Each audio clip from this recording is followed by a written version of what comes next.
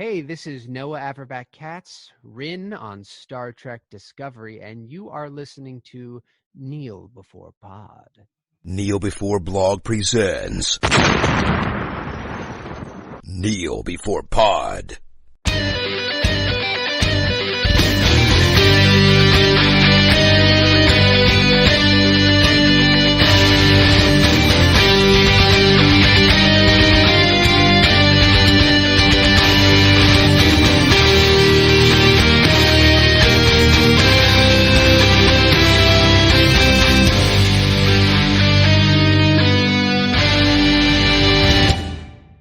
Hello and welcome to Kneel Before Pod, the podcast that has so far not been asked to contribute to the Barbie movie, but we are hopeful. I'm your host Craig, and now it's time to once again discuss the news and trailers of the month. The previous month was June, so that's the month we're going to discuss, as logically follows.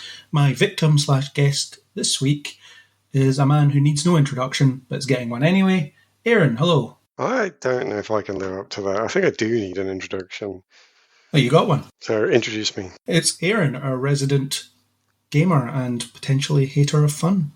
He's in an existential crisis about it. Yeah, I don't know what to do with that, actually, after we had that comment. So we had a comment from Violet on the website. Was it on the website? On the website, yeah. That said that she enjoyed me losing my crap over the latest Doctor Strange film. So there is apparently a desire for my anger out there on the internet. Yes. That's bad for my blood pressure, Violet. So what do I do? So I'd almost vowed to give up anger, and now I've said that it's a good thing. So where does one take that?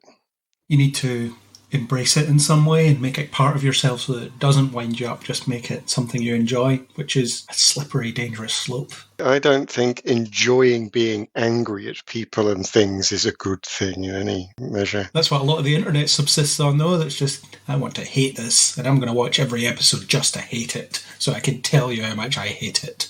That's the internet. There's another level to that, actually. I saw somebody on a Discord I'm on saying, I've just done a long day with the kids and work, and now I'm going to sit back and enjoy the hate on the internet. So people are now not enjoying hating, they're enjoying watching the hating. Oh God. Where are we heading as a society?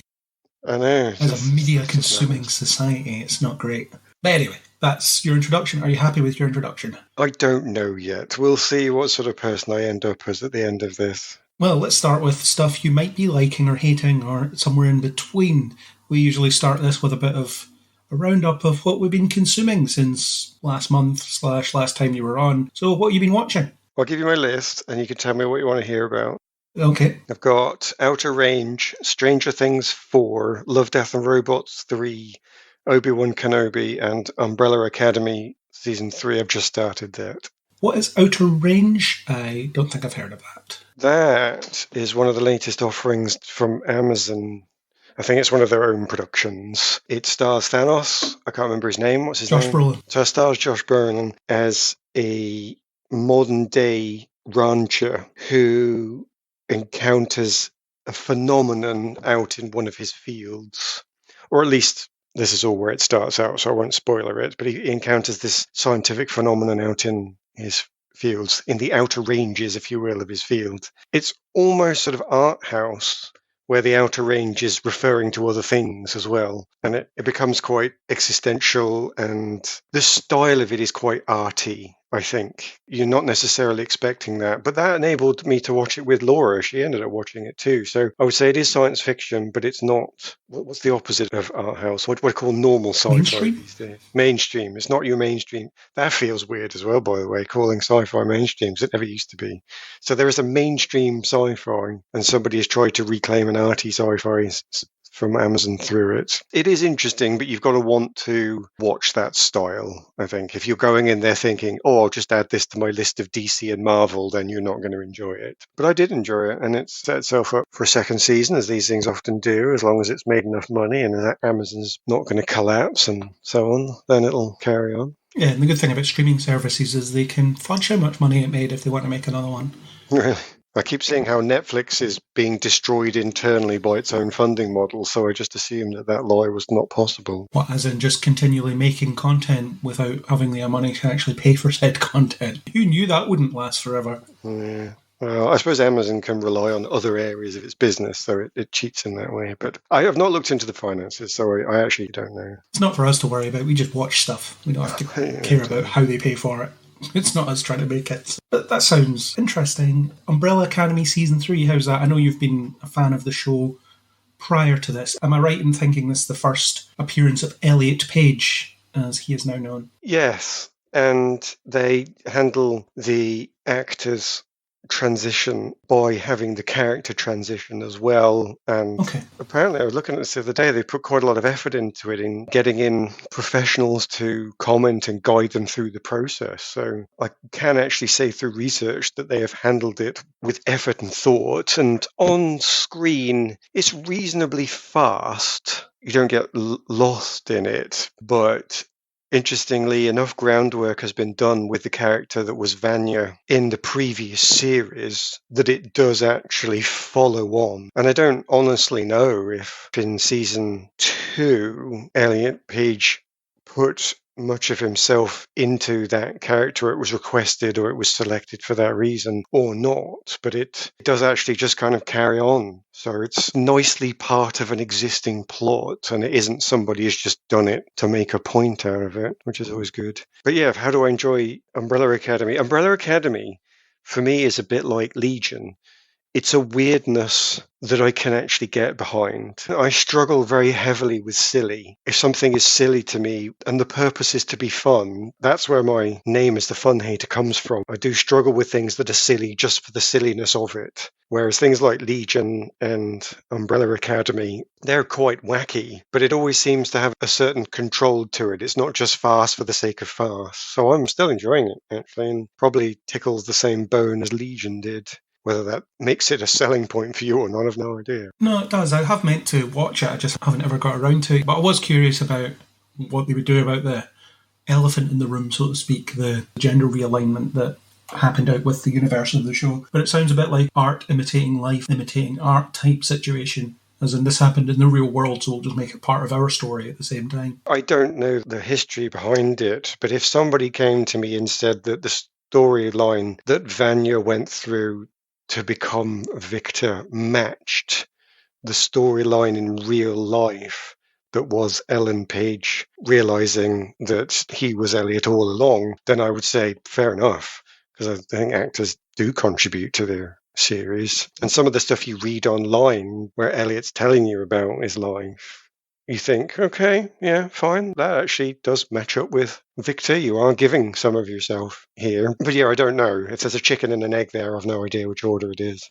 Yeah, it's something that they had to deal with in some way or another, and it sounds like, from what you've said, they did it pretty well. I think they would have struggled if the character Victor hadn't have been dealing with those same issues. But given that it was, then it just slots in nicely. And it could have been written for Ellen Page as was, or there was a reason she at the time was cast in that role. Well, this is what I mean, yeah, without knowing the ins and outs of that. But because it slots in so nicely, it's one of those ones where you just don't need to know and you just kind of carry on. So fair play. Yeah, cool. And the other stuff you've been watching, you've been enjoying, or is there any of them that you didn't like? You can pick up on this as much as you choose to, so I'm leaving it with you. I have enjoyed all of the ones I've been watching.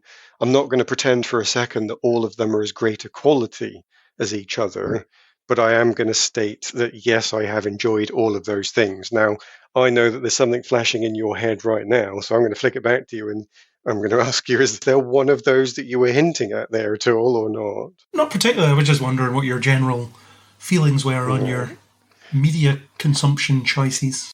In that case, all I can say is to the audience, watch this space, because one of my list is probably going to come back in a little while, and then you'll hear what Craig really thinks. Okay, so let's move on to my list. As always, I've split it into film and TV, because that's just the way I do it. So start with our normal, or my normal, output, input, whatever. The Flash, Superman and Lois, been watching them and reviewing them. Both will be finished before this episode comes out, because as we record, the season finales are this week.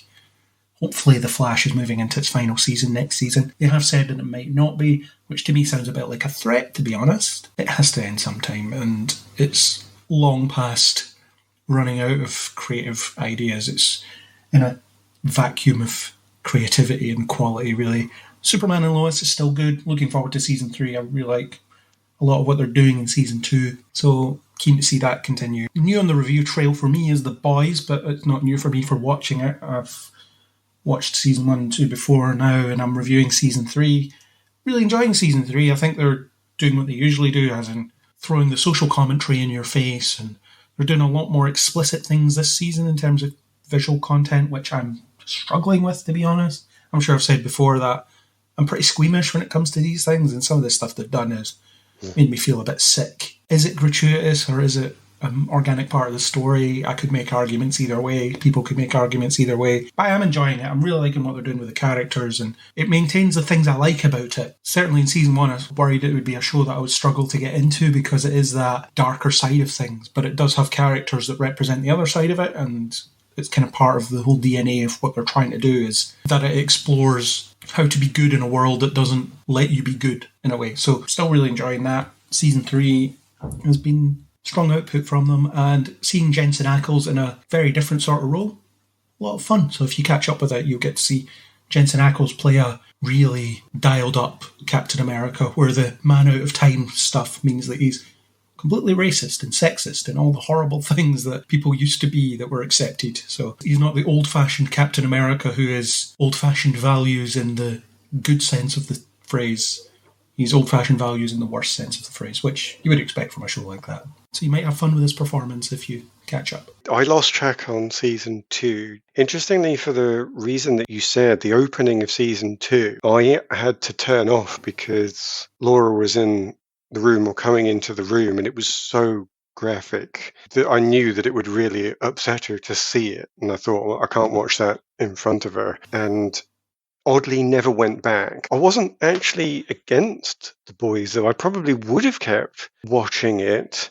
But even then, weirdly, I got slightly turned off by seeing some of the trailers. I think I've stopped watching trailers. I've almost stopped watching analyses of films before they come out, because that was just ruining things for me. We established that on a previous episode, on the Moon Knight episode. That was that turning point. Yeah. It's like a psychological journey, you being on this podcast. I think so. I'm really trying to change a whole bunch of stuff at the moment. But the problem with The Boys then was I saw a couple of plot developments teased, and I thought, I don't know if I want to see that. It was just odd, simple little things. It's not that they don't make sense, but oddly, again, though, watching previews and trailers spoiled things for me for this, and has now become a bit of a theme for me. So I certainly am glad that I'm now going into Thor 4 that's coming up, knowing almost nothing. Yeah. So the trailer section should be interesting.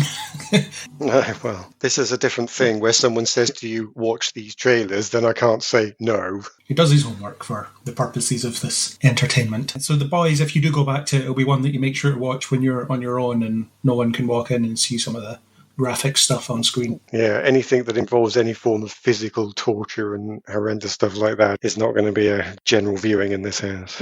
Just don't watch it on public transport either. That should be a given, but just in case. Other shows I've been watching, Star Trek Strange New Worlds, which is almost finished. As of recording, it has 2 episodes left, so I've been watching that and really enjoying that as well. I don't think we've quite nailed the return to episodic plotting that the show definitely is. There's no argument that it isn't episodic. It definitely is. But it does seem like they spend a bit of time trying to tell the start of the story, and then it's, oh God, we have 5 minutes left. Quick, wrap it up. That's not in all cases, but that has been a trend that I've been noticing. And it's good that the characters remember what happened last week, so you get that as your continuity, which is good. So it's a bunch of people on the same ship. They can talk about previous missions because they experienced them. So it's a good way to do that. I think it still needs to evolve a bit, but it's a good start, and it's getting a season 2, so fun stuff. If you like classic Star Trek, then it's going to be up your street. Or maybe not. I don't know. Maybe you had enough of classic Star Trek and would like to see it become something else. Yeah, I've lost track of Star Trek. I have to say Discovery put me off a bit. And again, it's not like I wouldn't go back and see something else, but I think after Discovery and then Picard, I kind of got Star Trek'd out a bit. I will watch Lower Decks. Should that come back for a new series, that one I'm still enjoying. But even the latest Orville, I'm thinking, nope, I do not want to go near that. Thank you. Well, Strange New Worlds might answer your appetite for what Star Trek hasn't been doing. Too much telly, though. This is the thing. You stick with what you're on. But this is the problem for all of your Netflix and your Amazon. I have turned away from these series and I might enjoy some of them, but stacked up against the choices out there, things like Umbrella Academy, Stranger Things, that I am actually really enjoying, and stuff that I might enjoy falls off. Seems a bit harsh to say it that way. It's good. It is good, but I'm watching great. So, yeah, time's always a problem. Yeah, definitely. Other shows, Ms. Marvel, I've been really enjoying that. If it continues the way it's going, it might knock Hawkeye off the top spot as the best Disney Plus Marvel shows. Not that I really need to rank these things or grade them on any kind of curve, but I'm definitely more drawn to the relatable street level stuff, and I've always been that way. Not that I don't like the big cosmic stuff. I'm sure I'm going to have a blast with Thor next week, but give me a relatable street level person with normal problems. I know that Kate Bishop wasn't that in Hawkeye, but she was street level, so I'll still take that. But yeah, I'm really enjoying that. That was on your list as well, wasn't it? It wasn't on the list I read out, but it could have been. I am watching it, yes. Are you enjoying it?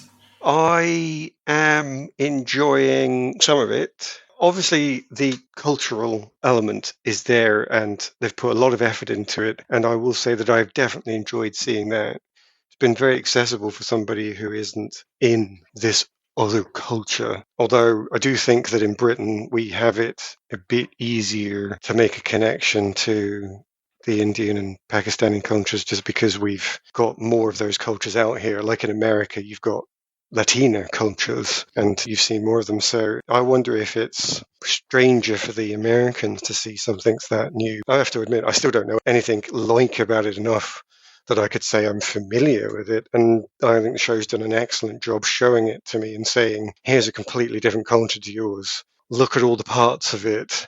And, of course, how much we are all the same. We're all different, but we're all the same. And that's been amazing to see. I think I will enjoy the series more, though, when I see a little bit more of some of the characters. The bad guys, for me, some of them are pantomime, and the bad guys have got no real development yet.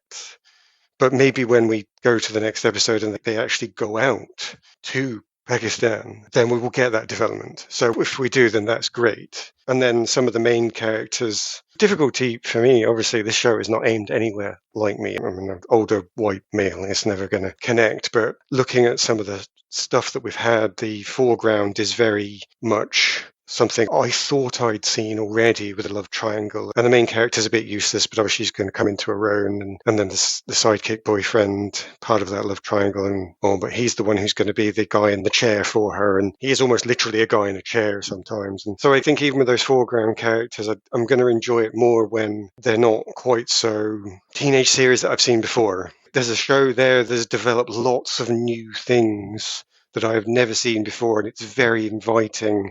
And I'm enjoying seeing that, but the foreground to me has taken a massive back seat to that. But is that just because it's part of setup? Once we go through that and then we come to the stuff that's coming, then I'm sure that also will get its treatment. I'm looking forward to what's coming, but I guess it's not on my list of greats yet, just because I've not felt that the foreground has been developed anywhere near as much as obviously the background has. Sure, yeah. We're 3 episodes in as we record. Episode 4 is on tomorrow as we record. So future you as of tomorrow, but past you as of time we release this, will have seen a bit more of what they're up to. Yeah, and that's what I mean. I am looking forward to seeing where that offering goes. If this was a massive complaint, then I would have stopped watching because I don't have time. So I am interested to see what's coming when they do move into there. Did they actually get to shoot in Pakistan? They couldn't do that with Moon Knight. They couldn't get to Egypt. I don't know. When we do our Ms. Marvel, well, it won't be us two. Me and other people. By the time that podcast comes around, I will hopefully know that. The information's probably out there, I just haven't done any background reading. I don't usually do a lot of that at this stage. The last show that I've been watching, I actually sat through an entire Star Wars show that wasn't animated, and that show was Obi-Wan Kenobi. I would say that for the most part, up until the last episode, I found it to be fine. I wasn't blown away by it. I wasn't especially annoyed by it, other than the fact that it was just fine, which is an annoyance in itself. And then the last episode, I just thought, all you've done here is justified how much of a waste of time this entire season has been, because we're going nowhere. That's the whole point of the season, is to go absolutely nowhere with any of it. And that really irked me, because the point of a prequel is that it's supposed to add some greater context that helps you understand something in that sequel / previous thing that you've seen, and it doesn't do that at all.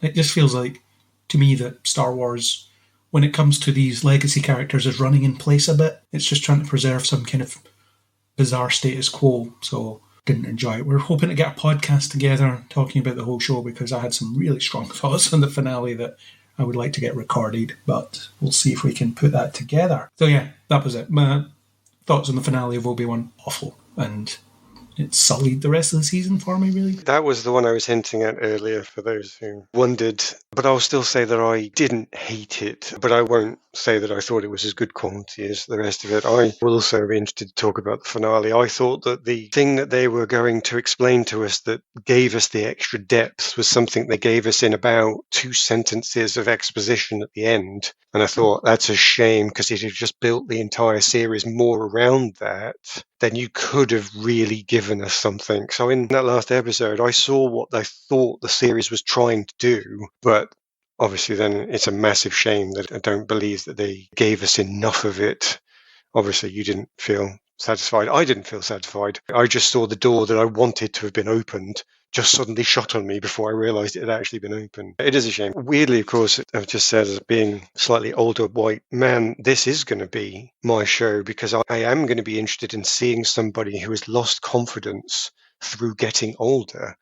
That, to me, is a story that could have been told at the same time as giving us information on how these 2 main characters lost their connection forever. I really wanted to see that, because I'm not that age. I'm only at midlife crisis age. I'm not getting old. Well, I hope not yet, but it is coming. An old age and the loss of power that comes with it is something that, no matter who you are, if you're lucky enough to live that old, it's going to happen to you.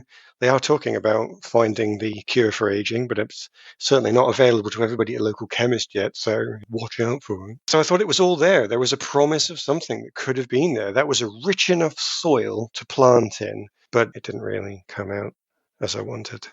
And the first episode does set up some of that stuff that you're talking about that could have been the basis for a strong character arc. Oh, aye, yeah, definitely. They didn't do it. No. They just didn't do it. In every episode, they just kept not doing it. Well, they always hint at it, but never commit to it. Yeah. But longer discussion coming your Absolutely. way, hopefully. Isaac is going to be there to counterbalance us, because you ask him what he thought of the episode, and he's like, yeah, lightsabers were hitting other lightsabers and all that kind of stuff. It's everything he looks for in a Star Wars. So we'll get him as a counterweight. Aye. And again, we can do if you agree with one person, give us 5 stars. If you agree with the other person, give us 5 stars. And if you agree with that last person, also give us 5 stars. You're trying to tempt the hate out of me here, and you're not going to do it. So that's that. Moving on to movies now. I've seen a few things. I saw Lightyear, which is the hard-to-explain Toy Story spin-off, or certainly hard to explain by Disney marketing people, Toy Story spin-off. Basically, it's supposed to be the film that Andy, the human character in Toy Story that didn't know his toys were coming to life, watched in 1995, which seems like a fine idea, except it doesn't feel like a film that was made in 1995, which lifted me out of it, which made me wonder, in the Toy Story universe, the visual effects, because it's supposed to be a live-action film in that universe, in the sense that Andy is a real person in that universe. It's just the whole thing is animated, obviously.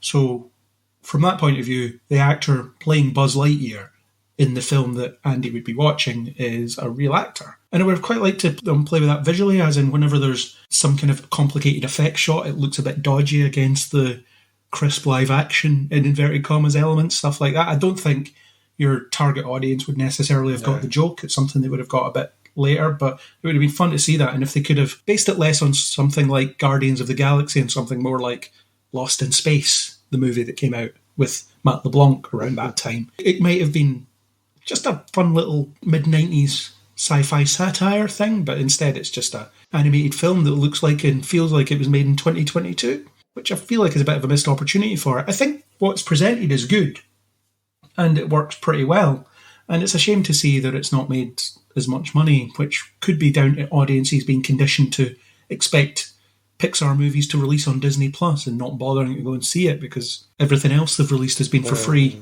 in inverted commas, recently, and that's a bit of a shame. And it's being attacked by those kinds of people on the internet because it's quote-unquote too woke, because there's a same-sex kiss in it. That is one of those you could easily miss it if you're looking away for the second that it's happening. A bit like, that's a bit weird, the comparison to Doctor Strange, which has a same-sex couple in it. They don't even kiss, and that got attacked in some ways, as in it got banned in some countries. But I don't think audiences were necessarily attacking it for that reason. Again, it's these blink and you'll miss it things. As you said, that's the internet. The internet is out to attack. So you could almost say to me, somebody on the internet attacked something, and I would say, it's Tuesdays. And it is. The day we're recording is Tuesday. Technically accurate podcast. It was good enough. Chris Evans was good as Buzz Lightyear, and I quite like that they didn't just get Tim Allen back, because it's quite common for not the actor in a film to voice the toy based on the film, so that makes sense to me. But I'm not buying that it's the film that Andy was supposed to have watched, because it just doesn't feel like that should have been that.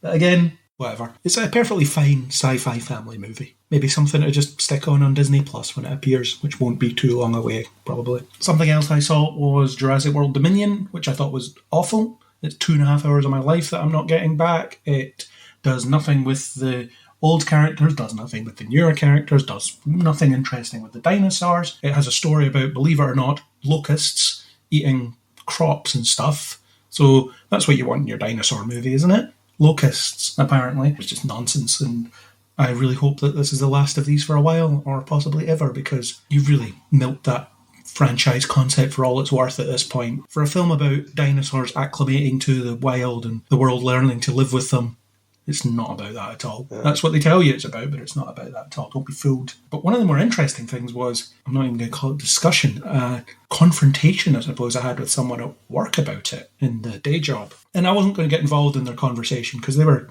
chatting about it and they seemed to love it. And then I got asked what I thought of it. And I simply replied with, I'm not a fan, or I wasn't a fan, hoping that there would be no follow-up questions. Unfortunately, there was, and it was, what, why? Why didn't you like this? So I just listed off a few things. Some of the things I listed off there, the characters were rubbish, the story was rubbish, they didn't do anything with the dinosaurs, etc. And then the response I got was, you just expect too much from films, which I thought was a very odd statement. Interestingly enough, was having a discussion with Laura about this. I think we could have a whole podcast discussion on this sort of topic. I don't know that people are wrong to want quality, but do you remember back in the day when you used to watch Star Trek and then you watch Quantum Leap and so on and so forth because they were the shows that were on? And I don't ever remember afterwards going, that was rubbish. How dare they do that? And this is the characters are terrible and this, that and the other. I do think the internet at large, which was, of course, the playground. It was the same equivalent. It was whoever you were with and whoever you were chatting with. Seemed to be just a bit more, I don't know if tolerance the right word, but you didn't mind if something wasn't amazing because it's all you had. And you might have said, I like this bit and I didn't like that bit. And I'm not saying that you were vitriolic talking to this person at your work. No, I tried to avoid the conversation because I didn't want to step in and say, by the way, hated it. But I do think that we were less critical ages ago. And now because we've got all this choice, I think it has led us all to be just a lot more critical. You could probably have a discussion around the expectations of society, the demand of society that our shows be good now. But I don't remember ever having that demand in my head when I was younger that every episode of Star Trek had to be good or I was going to be disappointed. I'm not saying this was something that you have. I'm not agreeing with the guy, but I do think it's an interesting and related topic that generally as a viewing public, I think we are much more demanding, almost as if it's our right to have good shows. There's something else that I always thought about back in the day when you got a chance to prove yourself by doing the writing. Have you ever seen any early Monty Python? No, but I've heard it's not the best. Some of the early stuff, it's rubbish. But because they got to learn on the job, you don't get to learn on the job now. If you do a bad episode, that's it, you're out. But back in the day, you got to learn by doing it because we need somebody to be a comedy guy. You'll do, get on, learn to be comedy and do it. And so later on, when they did develop it and they did develop the skills, of course, they became really good and they worked out how to do all these things. But nowadays, Laura's sitting here, she'll give something 2 minutes and she'll say, this is a bit dull, isn't it? That could be it. That could be the end of a show. 2 minutes. Yeah. And it's over. And that's how much time you got to prove yourself. You don't give yourself a good, strong opening, cancelled. I don't know that I agree with the person that you were talking about, but I do think that the conversation you've had opens a door to a similar discussion place that Laura and I were in about audience expectations and our reactions to them. I don't know if that would make a good meta podcast for us, still not at all, but it struck me that it could be. Well, put together an agenda and we can get people to do it. Yeah. Own that project that you've now just suggested and volunteered for. Well done. Well, there you go. Keep your mouth shut here, ladies and gentlemen. Yeah, it might happen at some point. Who knows? No, I do agree that, and I do think there's a lot of factors to it. Some of it's to do with time, because when I was watching Star Trek or any of the stuff I was watching as a teenager or whatever, I had loads of times I was just watching stuff and I didn't really bother about whether, if some of it was good or bad. And it is the choice. It was, if you didn't watch Star Trek, you weren't watching science fiction, because that was pretty much all there was at one time or another. There was other options, obviously, but what I'm saying is there wasn't as much of it. And now we've got the Marvel Cinematic Universe, we've got DC doing their stuff in film and TV, we've got loads of choice even in the superhero stuff as well. So it's not a, well, that superhero film wasn't the best, but it's all we've got. You do have alternatives. But the thing that took me aback about that comment most of all was it just killed the conversation, because there wasn't one after that, because what am I supposed to say to that? Just to expect too much. I could have been really obtuse about it and taken it down this logical line of, okay, so me expecting a good plot, good characterisation, and a film about dinosaurs to use dinosaurs well is expecting too much. Interesting. And then attacked it on that score. But it wasn't going to ever be a rational discussion, so I just left it at that. And I was like, yeah, whatever. Still didn't like it. And you saying that hasn't changed my mind. But didn't like it. I wouldn't recommend watching it. When it comes to Jurassic Park, just watch the first one and then nothing afterwards. I did quite like the last Jurassic World film, Fallen Kingdom, but I wouldn't recommend suffering through the entire franchise just to watch one that's pretty good. So just watch the first one. It gives you everything that you might need in that one. Well, I'm already up to date with that then. Cool. Yeah, you don't need to do anything else. It's just a classic that didn't get any sequels as far as you're concerned. Right.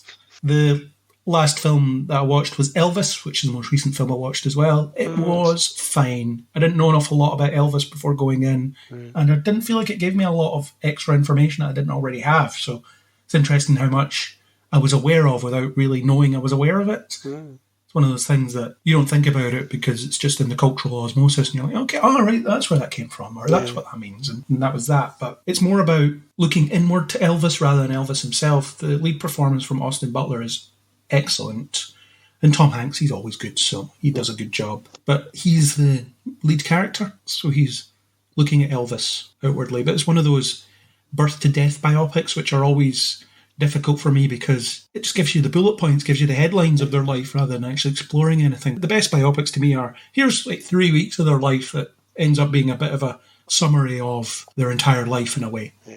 So here's a 3-week period, or however long it is. It doesn't have to be their entire life, so it's fine. Go in for the performance, and if you like Elvis, the music's there too. Cool. Okay, next up we do a bit of plugging. So you got anything to plug? I know you were at a gaming convention last month. Yeah, I went to UK Games Expo, which is Britain's biggest gaming convention. This is tabletop gaming, though I have to say. It won't challenge any computer gaming, obviously. But that was an excellent super spreader event that I came back with a summer cold from. That was totally worth going to. Summer cold is code for COVID.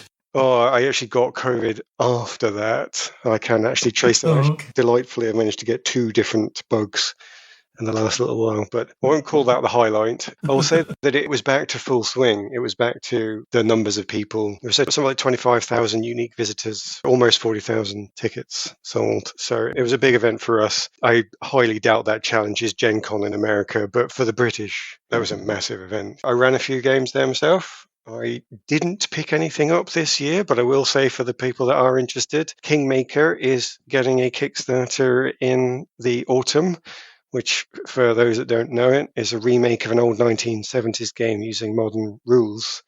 Definitely looking forward to that. So even though I didn't necessarily buy any games there, I definitely saw adverts to get me interested for later. You made a promise to buy a game later. Oh, I'll totally back that when it kickstarts in the autumn. Cool. I don't have much to plug, just usual stuff I'm doing on Hear My Reviews and other podcasts. I'm still over on the We Made This podcast network, chipping in here and there, chipping in with their Strange New Worlds content. I was on a Ms. Marvel episode of Podcast 616 talking about the second episode. I appear here and there on that network, so follow the link and click about and you'll see my name showing up here and there. It's good fun talking with those guys over there. Me betraying this podcast with others in a way. Can I betray my own podcast? That's a question for another day. Anyway, let's move on to trailers. We have a bunch of trailers. Oh, it's more teaser month rather than trailer month, actually. There's a lot of shorter, more succinct looks at things, I suppose. Early looks. First up is The Imperfects, which is a Netflix thing. To me, it looked like a fairly standard experiments gave these people superpowers. It's going to be a superhero story, and it has to be said, below par visual effects. Some casting in it, though, that I picked up on. Natalia Ricci, she's in it. I liked her when she was briefly in Supergirl. Rika Sharma, who was in Battlestar Galactica. And Kira Zagorski, who was Vasquez in Continuum. Two people that you'll recognise there, I would imagine. They must have flown by pretty fast, because even though I know both Battlestar Galactica and Continuum, I didn't pick anybody up quick enough. I don't think they were in the trailer extensively, but they're in the show. I remember that from reading about it when we teased it a few months ago when it was first announced. It looks fine, I guess, but it doesn't look like anything we haven't seen before. The problem of just showing us the powers of the people is that their only offering is, it'll be a bit cool to watch. Oh, and we've got a tagline, coming of rage. If that's what you're saying the show is, then you're not offering any story or nuance. So I'd agree. I wasn't going to have any more reaction to it other than I think I've slightly forgotten it already, I'm afraid. Classic Netflix. It's forgettable and probably won't be that good. And I probably won't watch it. Once again, my vibe when it comes to Netflix stuff. Oh, well, I wouldn't say that was true for me. I've been really enjoying Stranger Things and Love, Death and Robots and, of course, Umbrella Academy. So I can't stop clicking on Netflix at the moment. Yeah, it's just something I never really get round to engaging much with. There are exceptions, but let's move on to Blonde, which is another biopic about Marilyn Monroe. And that's another one that's a bit like Elvis in that I weirdly know very little about Marilyn Monroe, but I'll probably know more than I think I do because of what's made it into parody and so on. Ana de Armas playing Marilyn Monroe. It's a moody teaser, it doesn't really tell you an awful lot, but it does cycle through a lot of the familiar imagery that you might associate with the actress as she was, so looks like it might be interesting. Well, I thought this was a good teaser, actually, because I was interested to know, and I haven't Googled it. This is the thing, I don't know if I want the answer. I think I want to see the film and then Google it. But after having seen that teaser, I do want to know if the Marilyn persona was almost a new personality that she had to summon up. I don't envision it being like a proper split personality, but the way they hinted that her game face was almost alive and unto itself, it intrigued me. I thought, I wonder if that is actually true about that person. That is completely opposite then to the previous trailer, which is the Imperfect saying, watch us for just cool effects that actually you didn't even like, whereas this one is giving me a plot tease. It's suggesting there's something about the character that I didn't know.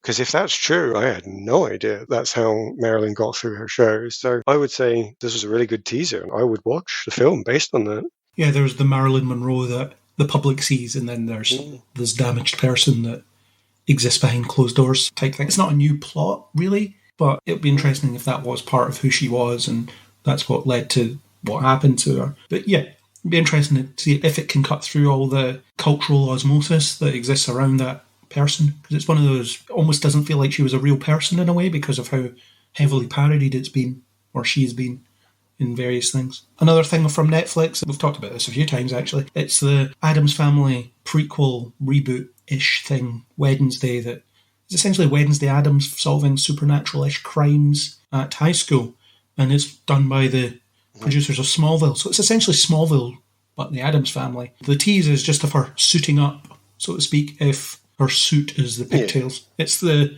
iconic imagery, so I say it counts as suiting up. It's effective enough, lets you know it's coming, and I know a bit of the background, as in, it's Smallville, but the Addams Family. And I liked Smallville, so might give it a go in that regard. And it seems like it'll have the full setup. What's it, the hand? I forget the hand's name, is in the teaser and so on. It's just Thing, isn't it? It's Thing, yeah, that's right. I always got that confused between that and Cousin It, because Cousin It's the hairy one, isn't he? Anyway, that's that. So my experience with the Addams Family isn't massive. I used to watch the cartoon when I was younger, but I never saw the original TV show, and I think I saw the first film.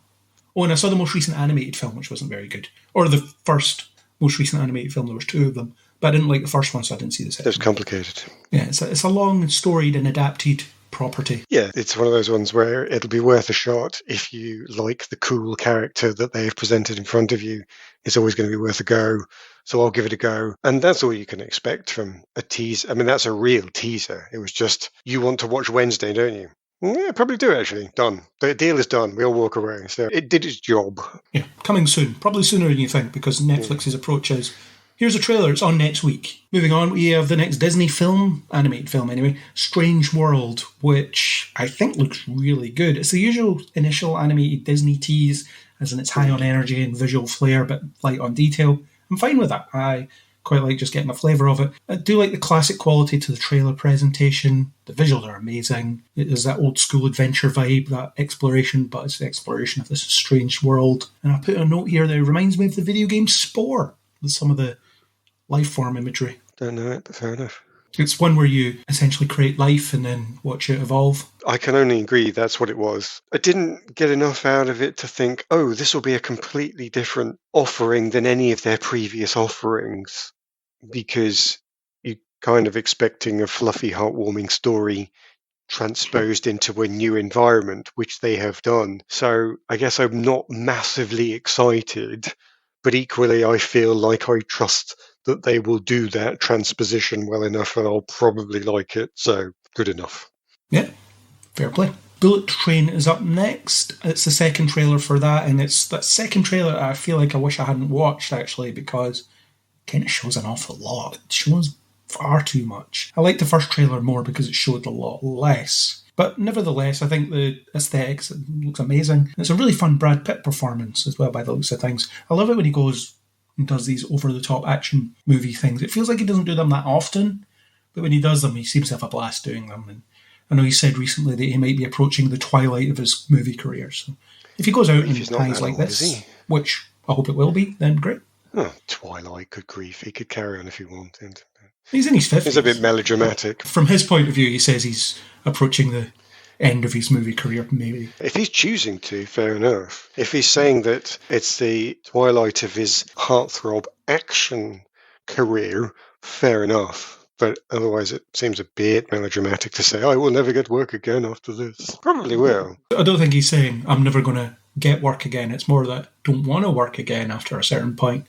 And when you're Brad Pitt, you can make that decision. Well, yeah, if that's what you're saying, fair enough. You're not bothered, eh? He's probably more than enough money to last several lifetimes, even with all of the kids that him and Angelina Jolie are raising. This one I thought was a bit standard in its slapstick until they end up punching the mascot suit, which is, for some reason, hilarious to me. I don't know why. That seems a bit horrible and mean of me. But despite that, I did get a total Grosse Pointe Blank vibe, and I really liked that film. And if they keep that connection up between him and his handler throughout and do give us that style of back and forth with them, then I would really enjoy it. So I'm watching it on a vibe, giving me a promise of something that probably isn't there, but a teaser's just got to get your interest. So it's done enough to get me in. And then we'll see if I do actually get this reality or not. The trailer is a lot vibe. The first trailer was more vibe heavy, but it has that neon aesthetic that's very popular in Hollywood at the moment and whatever else. And I hope most of the film is set on the train,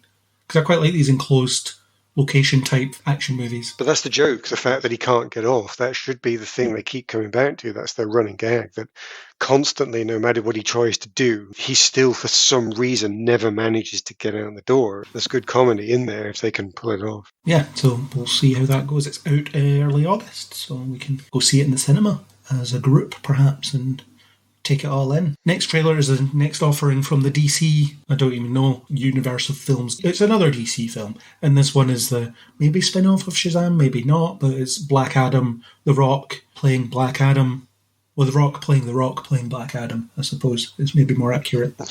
It looks fine. I wasn't as enamoured with it as I wanted to be. It's definitely more of a hero than a villain story, which I think is a missed opportunity. I feel like they don't fully commit to, this is a villain origin story. There's always either an anti-hero prospect of it. In this, there's definitely this desire to become a hero. You even have the line in it, heroes don't kill people, which is definitively not true across the medium.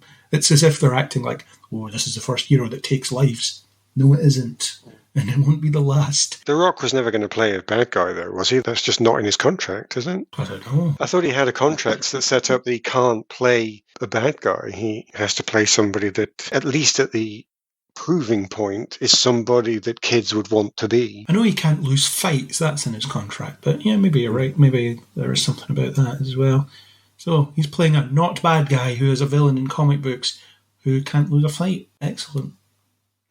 I got nothing from this trailer, I have to say, but only because of the darkness I bring with me, because I'm not into the crazy, over-the-top superheroes. As soon as you end up with a suite of people in weird-ass costumes doing crazy, farcical things, I've kind of lost interest. It needs to be usually a bit more grounded to me, but it could be more grounded. It's just that in the trailer, they're not going to show that to me because that's not what this is about. So I honestly don't know if I'm going to like this or not, because it could be grounded in the emotional storyline of his lost son. But I actually found the previous teasers more interesting. I loved his tongue-in-cheek call-out of Superman. That was fun. That was actually quite funny to watch. If I hadn't have seen this trailer, I might have felt more connected to it for that reason, which is the opposite of what the trailer's going for. So based on the trailer, I might not have bothered, and we'll see actually whether I do or not go. Maybe if it's one of those ones where you and Chris tell me, that was amazing, I'll have to go. The thing that seems out of step with Shazam for me is that aesthetically it's way different, because in Shazam that movie was ostensibly in our world, although it was in the DC expanded universe. Batman exists and Superman exists in that world and so on, but you could recognise it as the world we live in, whereas in this there's all this advanced sci-fi tech and whatever. In fact, the first shot is of a jet that doesn't exist. Yeah, but it's literally set on another world, isn't it? So it is literally out of this world. Well, it's set on Earth. I'm actually revealing that I know nothing about Black Adam, but one of my notes says, I think this will be good if you already know the character or if you already like The Rock. That's what I think this is targeting, this teaser. But The Rock's been trying to get this made for such a long time. Oh, really? Now he's finally done it, so...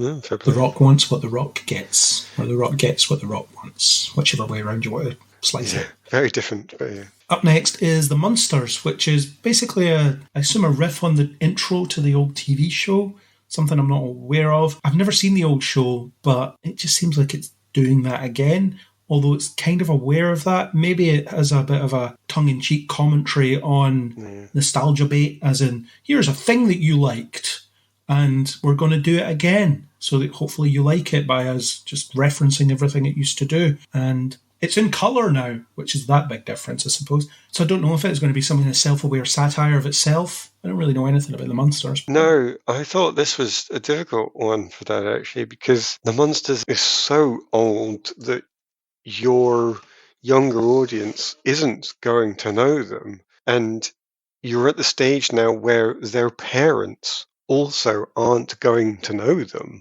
It's the grandparents that are going to know the Munsters. So when they're saying, yeah, we're bringing this back, well, you're bringing it back from quite a way back here. And for all I know, grandparents take their grandkids to the cinema, and that's going to be the connection here. Get the Silver Surfers in. I don't know, I think it's a weird one to put a trailer, a teaser out for something that people are going to go, you what? Who are they? I'm supposed to know them. And they'll have immediately forgotten. I don't know. I might be misjudging the size of the Munsters fan base. Maybe. Yeah. It's a tricky one, this one. I couldn't connect with it at all because I don't know the Munsters. I don't know what the joke of turning them into 60s colour really means. Presumably that happened. But it did for a lot of things. But even then, bringing them into colour, that's an old joke. That's a joke that, again, you've got to go back to your parents or your grandparents to enjoy. You remember when that happened? Oh, yeah, that was funny. Was it? Did it? Vaguely, no idea. So I can sort of intellectually appreciate that they might have done something with some meaning, but that is not enough to make me desperately want to go and watch the Munsters. So, yeah, that was a weird one for me. It was very weird. It's hard to know what the angle of this thing is, which makes it difficult to judge. I presume we'll find out more. Well, we will, because it'll come out at some point. But before that, maybe they'll give us a better flavour of what to expect from it, what the point of it is, other than presumably Rob Zombie liked the Munsters and wanted to make it and then got to make it. Next trailer is a fuller trailer for the latest from Jordan Peele is Nope. And from this trailer, it seems like I don't know if it was a theory or if it was ever explicitly confirmed, but Nope actually standing for not off planet Earth. Seems that if it was a theory, was correct, because it is about some people trying to capture aliens on film in a weird cloud that's weird and mysterious. I don't have many notes on it because I'm not quite sure what it's really going for, but it looks a lot more comedic than I expected.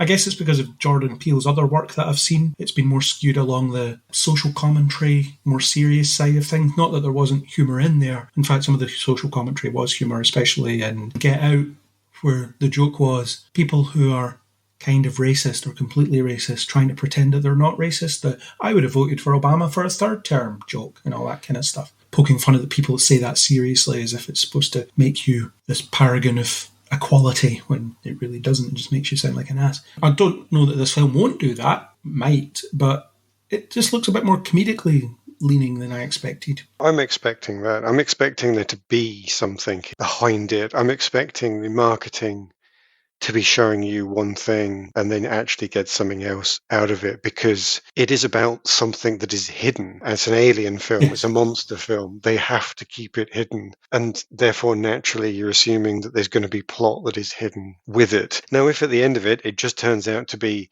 just good fun, that won't make it bad. And I wouldn't say that I thought it was bad because of it, but I have been led in a path with his previous films that I'm thinking I am open to the possibility, and it feels like it's his wheelhouse.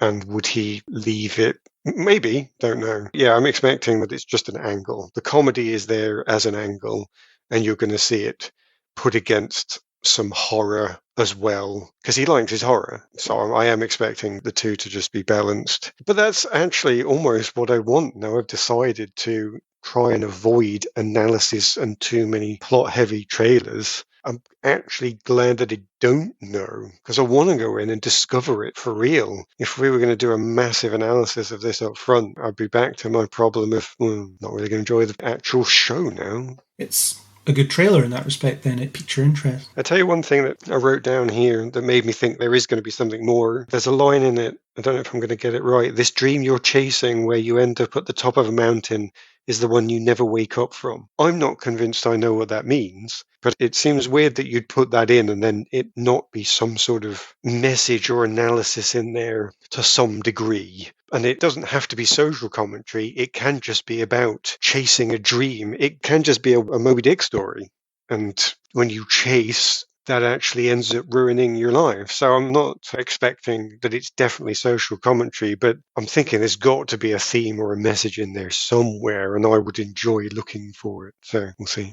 Yeah, well, that's his thing, isn't it? He tells stories that are about something. Yeah. He's making a point about the world we live in or the people in it. So there's no reason that he'll not do that in this one. But yeah, stay away from the YouTube videos that have the thumbnails with a red circle in it or an arrow pointing at something that's nothing to do with anything. Stay away from those because they are clickbait trash where they just say, let's look at this teaser frame by frame and pick out everything that's in that frame. And 20 minutes, subscribe to my Patreon and here's 4 adverts while you're trying to watch this 20-minute video.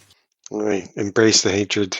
The next trailer we have Prey, which is the Predator prequel that apparently didn't start life as a Predator film, but you wouldn't really be able to tell based on this teaser, actually. Another Legion reference, Amber Midthunder is the lead, and it looks like this could be a decent Predator film, of which there aren't that many. It looks good. Predator versus bows and arrows, fun concept by itself. I don't know where to go with this one because I watched it and thought it seemed like a bad idea that it was a Predator film. It felt like somebody just said, we really want to make a Native American film. Let's get something out there. Let's get some more representation in. What can we do? Well, nobody will watch that, so let's ram the Predator in. Oh, right, brilliant. Yeah. So my cynical hat was on all over this. I do think that's what happened, yeah. But if you remember the first Predator film, it starts off as being a film about rescuing prisoners of war, and then the Predator shows up about a third of the way through it. So it is actually in keeping with the style of the good ones, anyway. I mean, it could be good, but I did wonder what there is left to say, though, if is going to reduce itself down to being, how do we defeat the thing that cannot be defeated? Oh, we've defeated it. Yay, it wasn't that difficult after all. Because once you've realized that you need to follow the normal tricks, cover yourself in mud to get rid of its heat vision and this, that, and the other, this has already been done in all the previous films, hasn't it? The Predator has been so outwitted. Well, why we think of it as an excellent predator, I've no idea. It keeps coming to Earth and getting defeated. So it's clearly not that good. And if they work out the same tricks in every single film, what is there that's new here? It is just going to be a backdrop of, let's pretend we've made a woke show here and put it over the stuff you've already seen. So whatever film script was actually lost to make this, I feel like I now want to see that instead. But I could be proved wrong. This could be, as you say, it could be a really good Predator film, but I don't understand how that's possible at the moment. Well, one thing that stood out to me in the trailer is she seems to have real trouble fighting a bear, and then she has to later fight a predator. So, bit of a scale up there, really, isn't it? Well, I think this is one of the problems of some of these films. If you really did show the difficulty of a woman back in that day and age trying to make her way in a world that said, I'm sorry, go back home and raise the children, then you could show her overcoming some real adversity. But if it ends up being the same sort of stuff they had with Mulan, where she shows up and she's female, well, that means she can do everything with superpowers because she's a woman. She doesn't have to learn any lessons. She's a woman. Therefore, she knows how to do good things, but she can fight everybody because she's a woman. So actually, you're taking away all of the overcoming of adversity. You're removing the fact that someone can show that they can learn all these lessons and develop all these skills, and you can prove that they are worthy of the equality that should have been given them from birth. And you just remove the entire message. I just think that's where this is going to go. She's going to have a problem defeating a bear at the start, and then she's going to realize that she's a woman and defeat the predator because she's a woman. And that's going to be so undermining to everything all the equality movements are trying to do that it will probably ruin what, as I say, was in the original script, which potentially could have shown you some real overcoming of adversity and potentially have been a good film. I don't know. I feel like the rage is potentially coming back, so I have to suppress it a little bit. I just don't see where this is going to pick out its valuable plotting and development from. Yeah, and something I came across is an interview with the director where he seems to be more interested in talking about the film he wanted to make rather than the film that has actually been made. So it's almost like you said, we have this Native American First Nations story, put the Predator in it because no one wants to see that. But he's talking about how there's going to be a Comanche language track on the film. And he specifically referenced Hunt for Red October, you know, that famous scene where it transitions from them speaking Russian to speaking English. And there's that visible transition where that point happens. And the film tells you, using visual language, they're still speaking Russian, but you're hearing English. And it's a really clever visual trick, and it really works really well. But he's talking about, throughout the film, you'll hear them in English, but they're actually speaking their native language, which again is a conceit we all buy into whenever we watch science fiction or anything. Really, they would have spoken differently. So that's fine. We're all equipped for that. But the thing he's quite proud of is that I guess he fought for this language track and got it. And the actors themselves are returning to do the voice dub of it. I think it will be a dub, as in they didn't film the film twice. So the mouth movements will still be off on the dub. But that's pretty cool that they're not just dubbing it with different actors, I suppose. And that's something he seems to be proud of. I guess he's launched into the compromise that he's been forced to make in terms of making this film he wants. As in, okay, I get to make some of the film I want, but here's the Predator.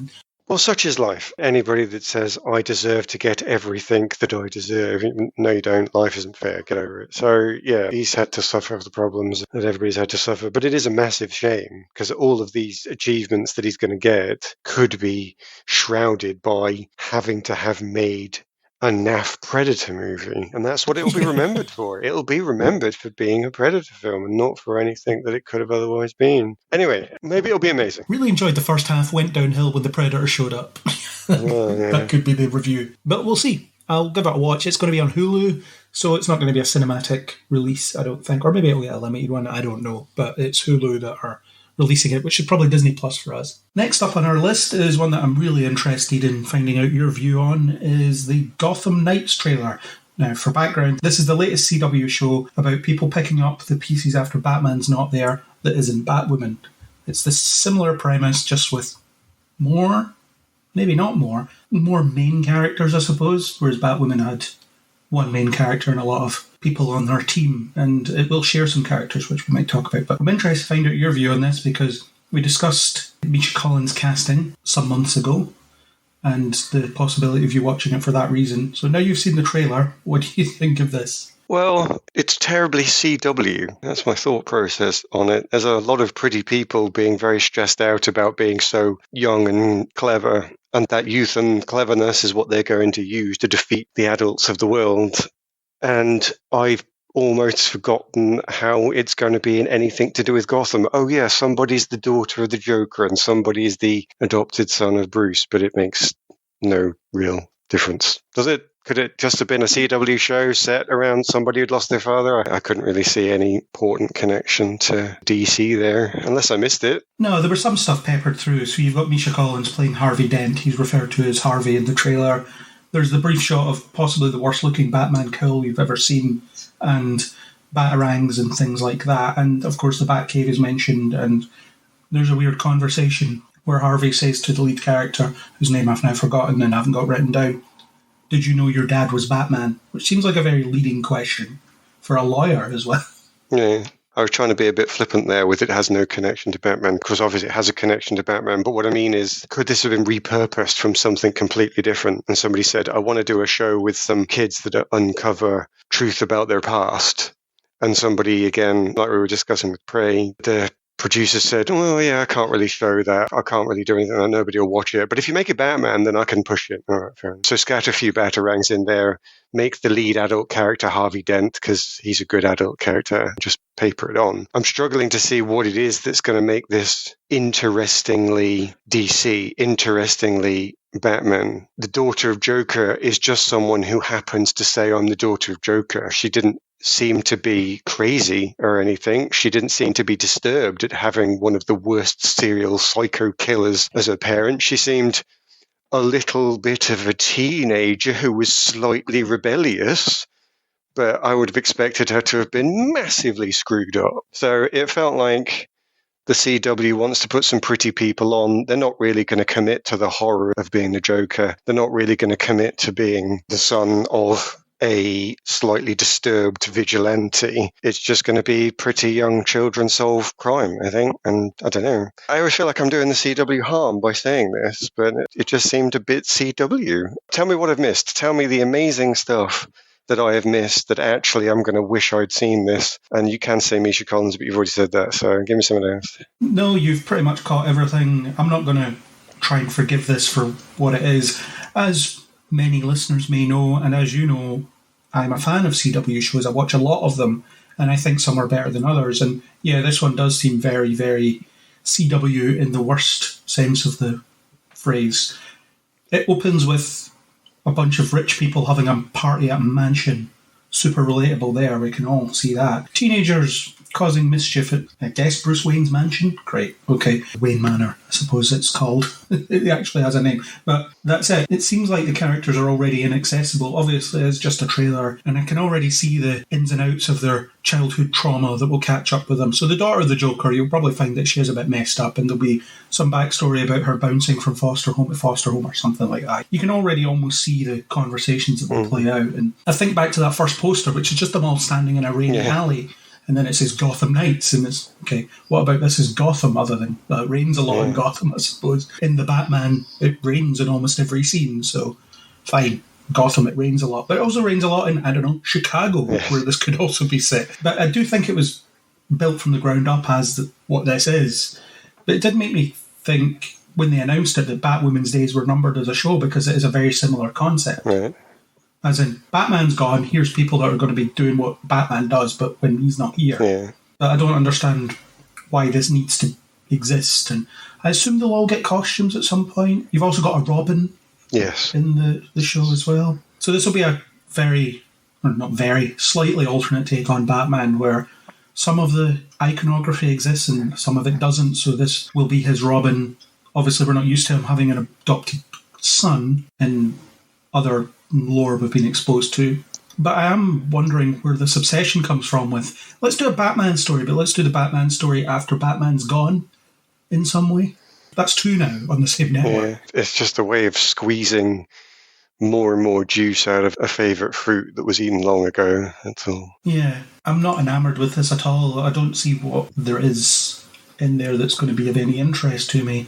At least if they were just superheroes in costumes doing stuff, or vigilantes in costumes doing stuff, that'd be something I could get excited about. But if it is just a bunch of teenagers trying to clear their name after being accused of murder, and then they decide to go out in fashionable clothing and hit people, is that going to be interesting? I guess you don't really know if clearing their name is episode 1 or season 1. Because if they clear it in episode 1, then it's just their origin story, and then you will get teenage superheroes. But you wouldn't get that necessarily from the trailer that you've just seen that would tell you this is why you're going to keep watching. And if it is the end of season 1 where they discover something, then they'll have the same problem that loads of shows have that I've liked season 1 of and not liked afterwards. When you've undermined your premise completely and try and build another show for season 2, it's really hard for the viewership to go with you because you can't give them what they fell in love with because you've had to rebuild. So I think they've not set themselves up well here because they've got one of 2 problems coming and neither of them are easy to deal with. I doubt this will see a season 2, to be honest. It feels like something that will just get ridiculed and then cancelled during its first season, especially with the way the CW's up for grabs and the mergers and the big corporate changes that are going on at the moment. I can't see this lasting very long, but it could go one of 2 ways, I suppose. That clearing your name of murder accusation plot that you're talking about, if that's season 1, then in theory, if you like that, then season 2 is something you don't want to see because then it just becomes a traditional teenage vigilante type show. Or there'll be the crowd that's season 2 is what the show should have been all along. There's those 2 possibilities. Or it could just all be crap, I suppose. There's a third possibility. I wonder if they're trying to get ahead of Marvel, as there is always an implied fight between them, even if there isn't one, because we know that, well, we don't know, but we largely suspect that Young Avengers is on the way.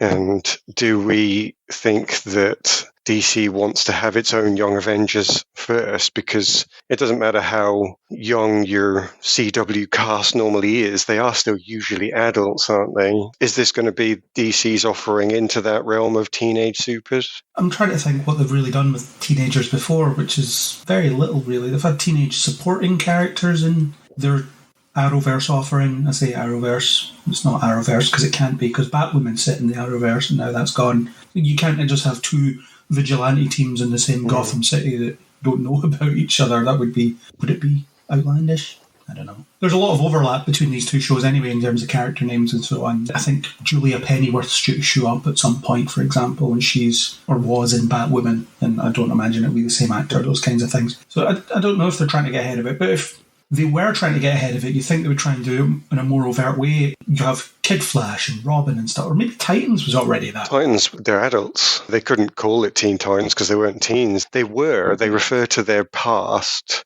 as being teenagers, but they are adults in Titans. All right, okay. So that's what I mean. Could this be DC trying to corner some market on teen viewing, get the teenagers with wish fulfillment? They've got Shazam for being a bit younger. This one does go in the middle. Yeah, the thing that drew me to the Arrowverse is that it moved away from the teenage stuff. It was adults, people in their 20s and 30s doing stuff. Because you could easily have made Supergirl into a teenage show, for example. And they did a proof of concept of that almost with a couple of episodes that were set when she was at high school. Pretty sure that was probably talked about as being the premise of this show at one point. It would just be Smallville with a girl, whereas Smallville was Buffy with a guy. So it's that coming full circle, I suppose. But they didn't do that. They did her as mid-20s or early 20s or however old she was supposed to be and doing that. So this show doesn't look that great. I will watch at least the first episode, I think, and see how I get on with it. Is Misha Collins going to drag you in for at least the first episode? I don't see that being enough. I'm afraid there's such a massive backlog of stuff to watch. I don't really think it's going to make it onto my list, I'm afraid. If you turn around and tell me it was the most amazingly stupendous thing ever, then maybe you'll change my mind, but I'm not seeing it. Maybe I'll do that just to make you watch that first episode. Well, then I shall never trust you again. Bring on the pain. No, I wouldn't do that. I wouldn't be that disingenuous. Next up, bit of a fun potentially fun animated film, Paws of Fury. It's the second trailer for it. It's essentially samurai cats and dogs. Last time we discussed it, Cat was slightly affronted at the cliche portrayal of samurai, where they could have really actually portrayed samurai, but I don't know an awful lot about the samurai culture and all that stuff, so I didn't pick up on that myself. This trailer seems to be leaning into its self-awareness. Samuel L. Jackson voicing an animal that's riffing on his famous words without swearing, and they reference that they're doing a training montage when they're doing a training montage. And then there's some really obvious pop culture references. I think it's time to retire the I am your father joke. It's not funny anymore because it's very old now. There's no need to keep bringing it back. There's no way to make it funny anymore. Anyway, it looks fun enough. It could be. I didn't get anything out of it myself. I didn't laugh or think anything was funny, but that sort of stuff is so personal. I always struggle with, I am going to point out that we have done something stupid and not funny, and by pointing it out, it makes it funny. And I argue, no, it doesn't make it funny. You've just explained why I didn't laugh, which is not funny. But that is such a personal thing. Other people might find that absolutely hilarious. The target audience might, which we are not. I didn't get anything from it, but I can't say that I thought it was a disaster either, so we'll see what happens. Somewhere in between. Next is the trailer for Pinocchio. It's the live-action Disney remake of the animated film of the same name. Robert Zemeckis directing this. I like Robert Zemeckis. He did the Back to the Future movies, which is my favourite trilogy, so therefore I'm interested on that level. Tom Hanks is in it. Great. It looks visually impressive. It's a shame it won't get a cinematic release, actually, based on how good it looks. But is this one far back in time enough for you, by the way, that it doesn't breach your why did they remake this rule? No, I generally think that about most things. I mean, I understand why Disney are going through their back catalogue of animated films and remaking them. It's easy to understand, but it depends, can they do something different with it? Because a lot of them have just made the film again, but with actors instead of drawings. Aladdin was that. I thought this one must be far back in time enough, though, that it will get a modern treatment and you will see a difference, whereas you would not have enough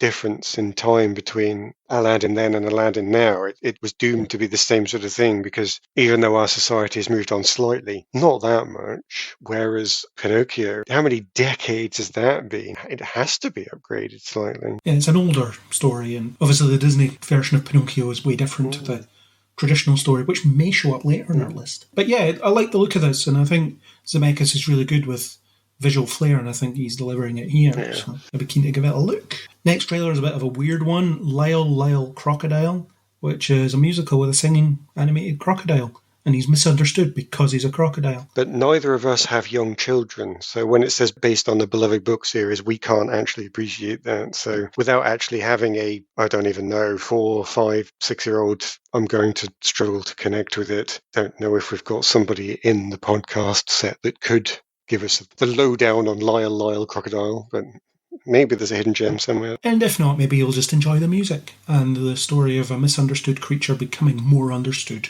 I was a bit weirded out, if that's the right word, or disappointment if not, when I had no connection to it, obviously, without having kids, but thought, those songs sound really much like something I've seen before. Don't they sound like The Greatest Showman? And then it came up at the end going, from the people who wrote the music from The Greatest Showman. I thought, oh my God, that's a shame, because I've not seen The Greatest Showman. So if I can link that together, and I'm rubbish at this sort of thing, but if I can link the songs from the trailers of both films without having seen either of them, that does not speak for good originality when it comes to the soundtrack. But maybe, again, that's me being a bit of a cynic. I don't know. I suppose that shows you how iconic The Greatest Showman music is, if you can identify it in something that has ostensibly nothing to do with it. Oh, yeah, really. The next trailer is The School for Good and Evil. Gets to the chase, that, by the way. I like that. Let's just get right to it and tell you what it is. It's The School for Good and Evil. No, let's not hide anything. Yeah, so before discussing the trailer, I'll just read the brief synopsis I've got here. Based on the young adult fantasy novel by Soman Shinini, maybe, the story follows best friends Sophie and Agatha as they are kidnapped to the School for Good and Evil. After their fortunes are reversed, their friendship is put to the test as the duo attempts to return home. It seems like the idea is that this is where the concept, or this is where the balance of good and evil comes from. People are abducted and trained in the roles that maintain this balance of good and evil. The plot will probably be about people being told what their place is and questioning it and actually finding their own place. It's clearly influenced by Harry Potter. It looks almost the same in terms of this adaptation. It does, unfortunately, and I also would have said that without having really watched any Harry Potter. I don't know what the age range is. If it was aimed at an age group whereby you want to give them an easier message, then I can understand that there's nothing wrong with having a message film that's too easy for an adult to understand. If you're aiming at a 6-year-old, you are going to change it. If it's a bit direct for us, tough, you're not a natural audience. But without doing enough research, I don't know if it is just a blatant rip-off or not. So it could be a really good message film for a younger audience, or it could just be a total rip-off and I've missed it. More research needed there. I don't know if you've already done said research. I haven't. No, I've watched the trailer and I read that synopsis because I was wondering what it was. Because I don't think the trailer does a great job of setting up the theme or the idea or what the story is going to be. So I'm not sure. And I'm not all that interested in it based on that, to be honest. Probably not the target audience, to be fair. But I've watched things that I'm not the target audience for in other places. So this probably won't be one of them. No, just done a bit of searching there. A great book, perfect for the ages 12 to 16. Okay. So in which case, I would be expecting a bit more nuance. And I am slightly wondering if it is a bit of a Potter rip-off. But again, I'd need to do proper research. I don't know. It's sort of older than the target audience for Harry Potter, isn't it? In which case you would expect more nuance. You'd expect something a bit more to the story than somebody just saying the school for good and evil. But maybe that's the cover. Maybe beneath it there is a hidden message where they do go into the details of adults will try and make you think it's just good and evil, but actually there's shades of grey, which would be a little bit harsh just because adults surely would tell you that it's shades of grey. It's only the younger kids that they try and convince with their fairy tales that it's not. But even then, there's another subtlety to that, because you don't try and go into the complex details of life with a 4-year-old because they'll just get bored. I don't know. I'm getting lost in here. I'm going to have to come back to it. I need more research. Yeah. So maybe when there's a bigger trailer or something, I don't know, we can talk about it then. But the next trailer, they've released a teaser for the final 2 episodes of this season of Stranger Things. There's one more season after this. As far as I'm aware, I don't know if that's when they're calling it a day, but there definitely is one more season after this. I haven't seen Stranger Things since season 1. You have been watching it, so I'll put this on here. So what do you think of the trailer for the last 2 episodes? And what do you think of the way that they've broken this season up? Do you feel like they should have just doled it out all at once like they usually do? Or, well, I suppose they did it in parts previously. I've got a chat, but I have to confess to the audience here that I did not watch this trailer on purpose for the reasons previously established. I didn't want it to be spoiled. But I can talk about season 4 because I have seen season 4, volume 1. And to answer the questions that you have posed on that, I find that I'm not watching in episodes because it's just dumped on us all in one go. The fact that they've got really weird episode run times and they're films instead of TV shows and so on, I don't think that you notice. I was watching it on the train through to Glasgow, which is exactly 47 minutes. So I watch what 47 minutes gives me, and if I go across an episode, I don't really notice. And it's really weird to do it that way because I was trying to think back. Did they do a beginning, a middle, and an end? Did they leave me on a cliffhanger specifically at the end of every episode? And did they really do a midpoint where you get a change in the pace and what's happening after the characters have achieved some midpoint goal? I'm thinking, I don't remember. It didn't impact on me enough that way. But there were endings. Episodes did have endings where somebody was rescued or something was found out. So I did pick up on those endings. But there are people being rescued throughout. There are people encountering information throughout. And the only one that really sticks out in my mind is one where Max was saved, and you won't know the character, but anybody that's been watching it will know what I mean by that. Max is saved from something, so let's not spoiler it. But you've seen, no doubt, on the news already that Running Up That Hill has hit the charts across the world, and people that didn't even know the song are now just listening to it constantly. And it all comes from that plot with Max. So clearly, yeah, they do have these endings that are still built, but I couldn't tell you how the rest of the episodes end. So I find it very difficult to say, is it a good thing that episodes are not normal episodes when I'm not consuming them that way at all? I think I'd be best able to answer that if they released them one episode at a time, which obviously few of these streaming services are doing. But sometimes there are a few shows coming out 1 or 2 episodes a week, and I would still consume them that way. So the question you've asked is an interesting one, but I find it difficult to answer because I'm almost wondering, is the whole episode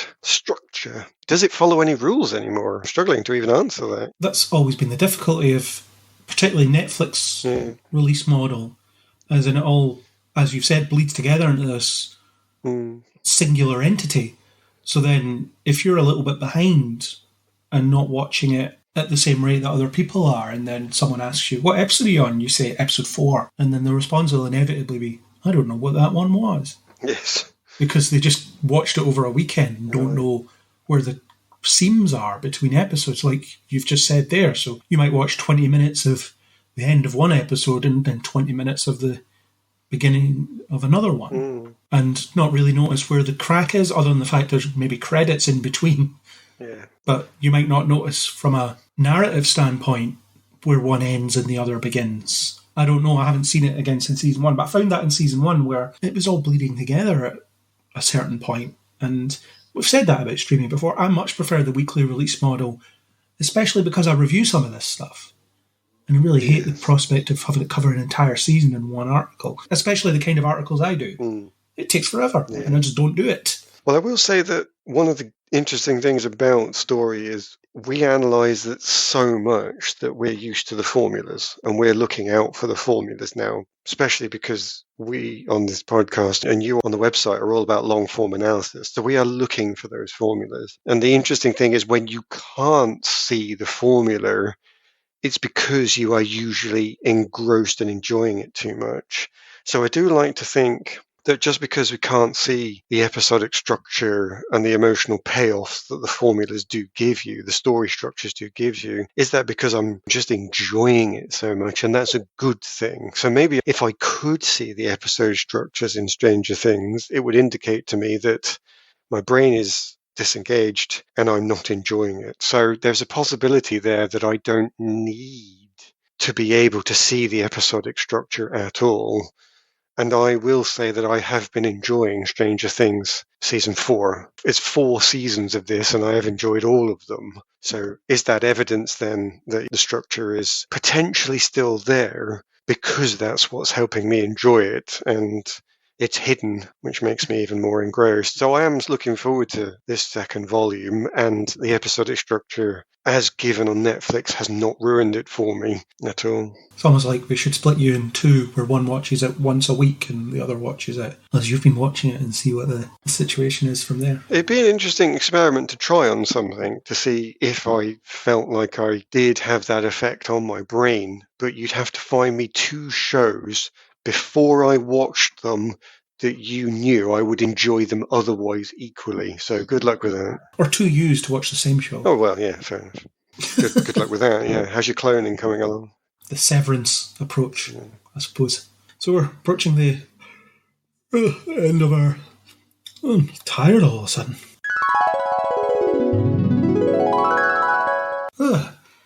I think I've just nodded off. Andrew, what are you doing here? Did I fall asleep again? Did that happen again during a podcast? That's so unprofessional. It really is.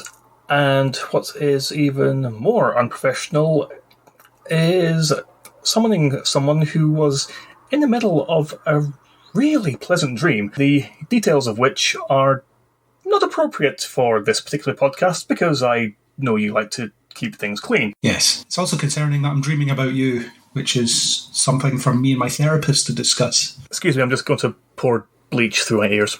The therapy session will not be published. But since you're here, we might as well talk about the teaser or date announcement, I think it's actually called, for The Sandman, the Netflix show, which is premiering on August 5th, so not too far away. They've actually given enough notice this time as to when it's actually going to appear, which is rare for Netflix. Usually it's, here's a trailer, it's on next week. Enjoy. Yeah, or here's a trailer, it'll start at some point, and then you only actually know that it's started when you notice it as you're scrolling past it, desperately looking for the latest Bruce Willis DTV film. Yeah, that's something that might happen. On this podcast, I am often talking about Netflix films and then detailing that I'll never watch them. But this might be different. I might watch this. It's a TV series based on the popular The Sandman graphic novels, which I haven't read. So my perspective of the trailer is, I think it looks really cool, it looks really off the wall and weird and all the stuff you would probably expect from just having a glancing knowledge of what the Sandman is. My only real direct experience of the Sandman is his very quick appearance in an episode of Smallville. Yeah, though that one actually doesn't even count, because that was Wesley Dodds, who was a superhero with the title of Sandman, but is absolutely not the Sandman that this series will be following. Okay. Is it one of those things like what Alan Moore did with Watchmen? It's that this character's lying about, I'm going to do something different with it. Kind of. Because the look that Morpheus, the Sandman, has at one point in the trailer when he's wearing his helmet, which incidentally was carved from the skull of a dead god. Of course. The look that he has there is purposefully quite similar to how Wesley Dodds looks when he's wearing his gas mask. And it is possible that during this first season there will be a brief mention of Wesley Dodds, as he crops up very briefly in the opening part of the comic series. But I won't explain how, because it's not something that's been alluded to in the trailer at all, so it's a bit of a spoiler. But anyway, it might crop up, might not. Either way, it won't really matter that much. Okay, yeah, so my knowledge of the Sandman has nothing to do with this show. Pretty much, yeah. Okay, so as a fan of the property, as someone that's aware of the graphic novels and whatever else, perhaps the audio play thing, the audio version of it that Kat talked about some months ago. What do you think of this, and what's it saying to you as a fan of this stuff? Because to me it was just, this looks weird, I don't know, I'm maybe interested.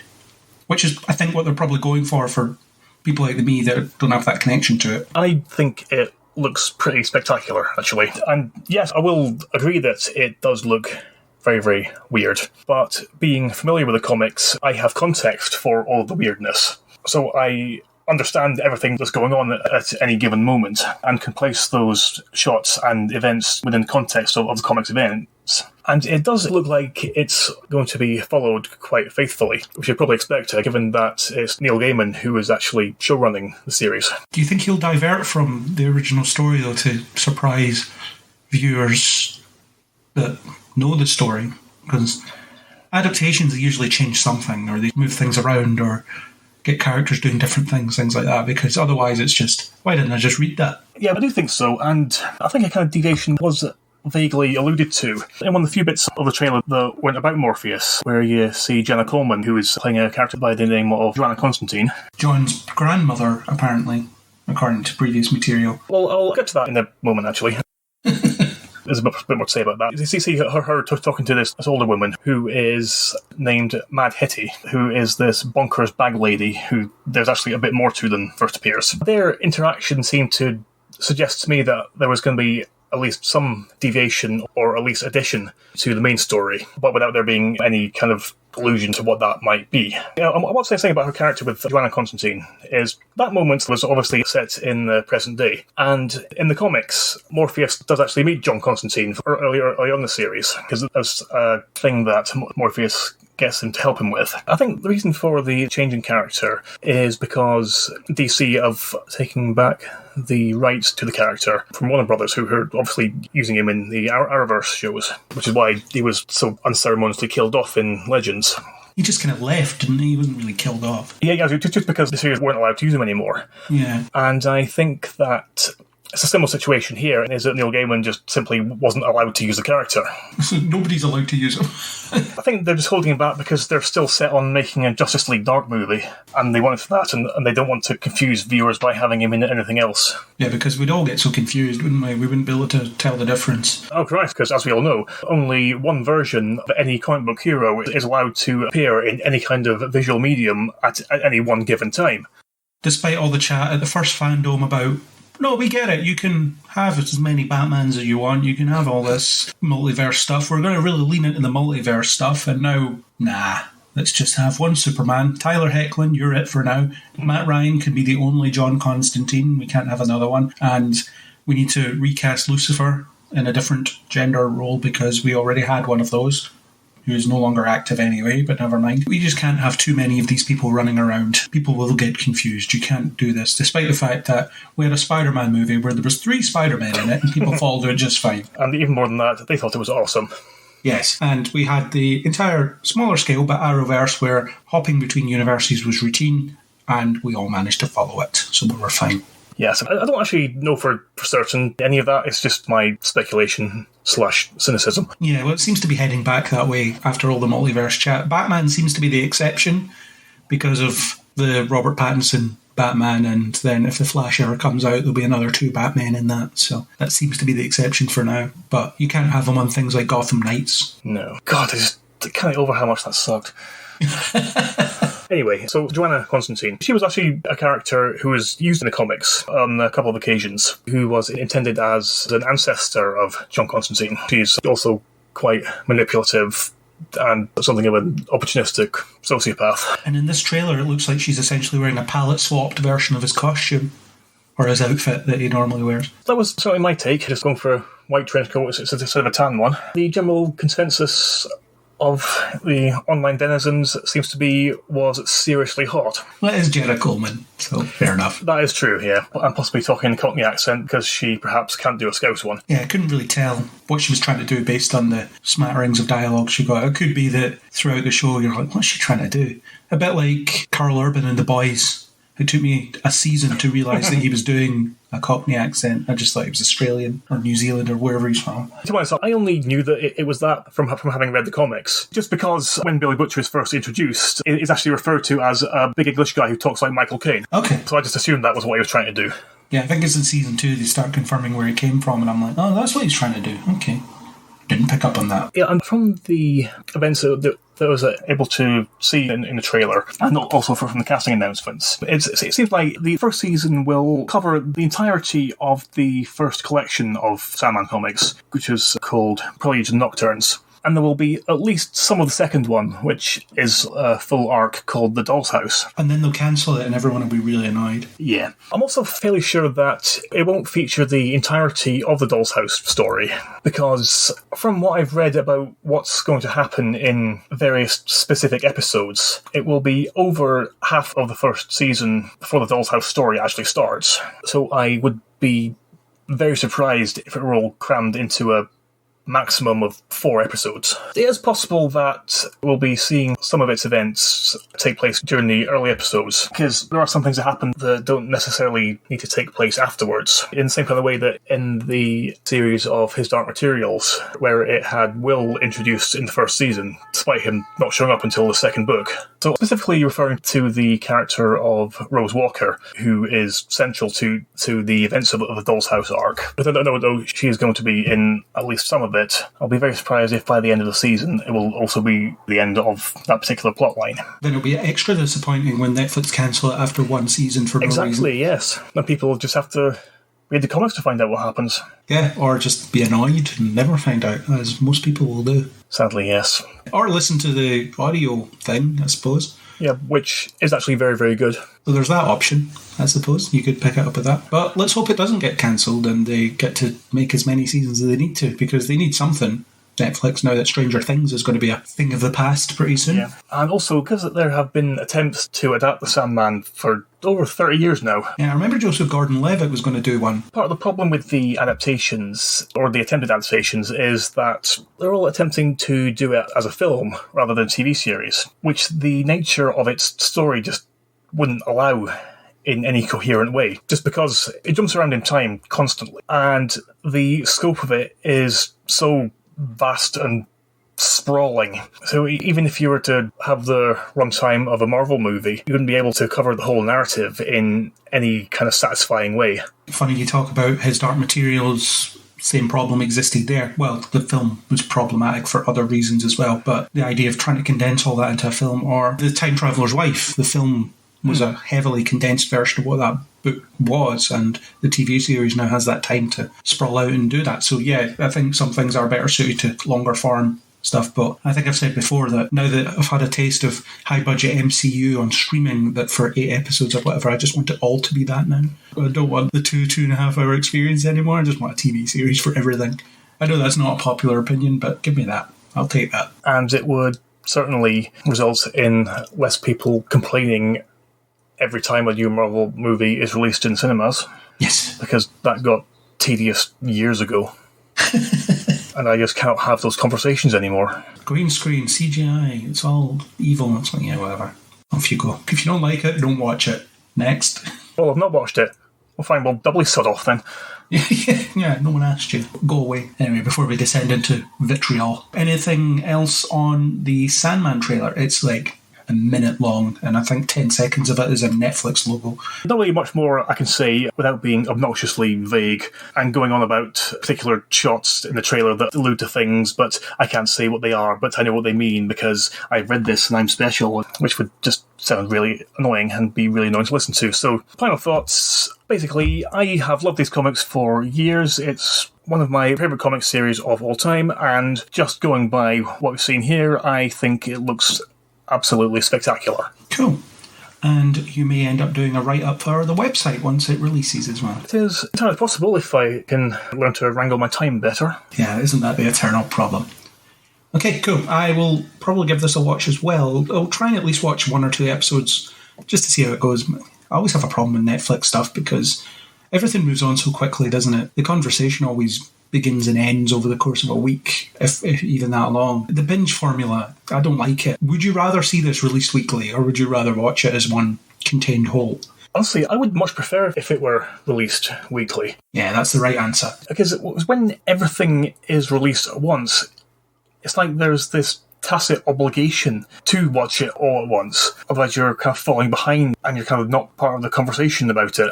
And then people ask you, well, where are you on that? I've seen that. And you're like, episode 4. And they say, I don't know what one that was because I just watched it over the course of a couple of days. Yeah. So there's that problem. Okay, cool. You got the answer right there with weekly release is always the way, I think. Although there's some things that are better being binged when it's done, but I think the initial release, especially if you're trying to write about these things, I just don't touch Netflix stuff for that reason because I'm just not writing thousands of words on a 8-episode thing, which is something that you've suggested you might do on this one. I did say that, didn't I? Yes. Yeah, it's recorded, it's not edited out, so if anyone's listening, they can hold you to account for it. They can, what's it the kids say, they can at you and say, where is that article you promised? And I can be sure there would be much disappointment if one didn't materialise. Perhaps. Anyway, let's move on to this thing that you wanted to talk about that I missed when putting all this together. I missed it because it's a season 2 of a thing I've never seen and I didn't click on it. Inside Job is getting a season 2 and I'm just going to read the blurb about it for people that don't know what it is. It's an adult animated comedy about the shadow government and the dysfunctional team whose daily grind is committing the world's conspiracies. From convoluted cover-ups to secret societies to masked orgy etiquette, navigating office culture at Cognito Incorporated can be tricky, especially for antisocial tech genius Reagan Ridley. Even in a workplace filled with reptilian shapeshifters and psychic mushrooms, she's seen as the odd one out for believing the world could be a better place.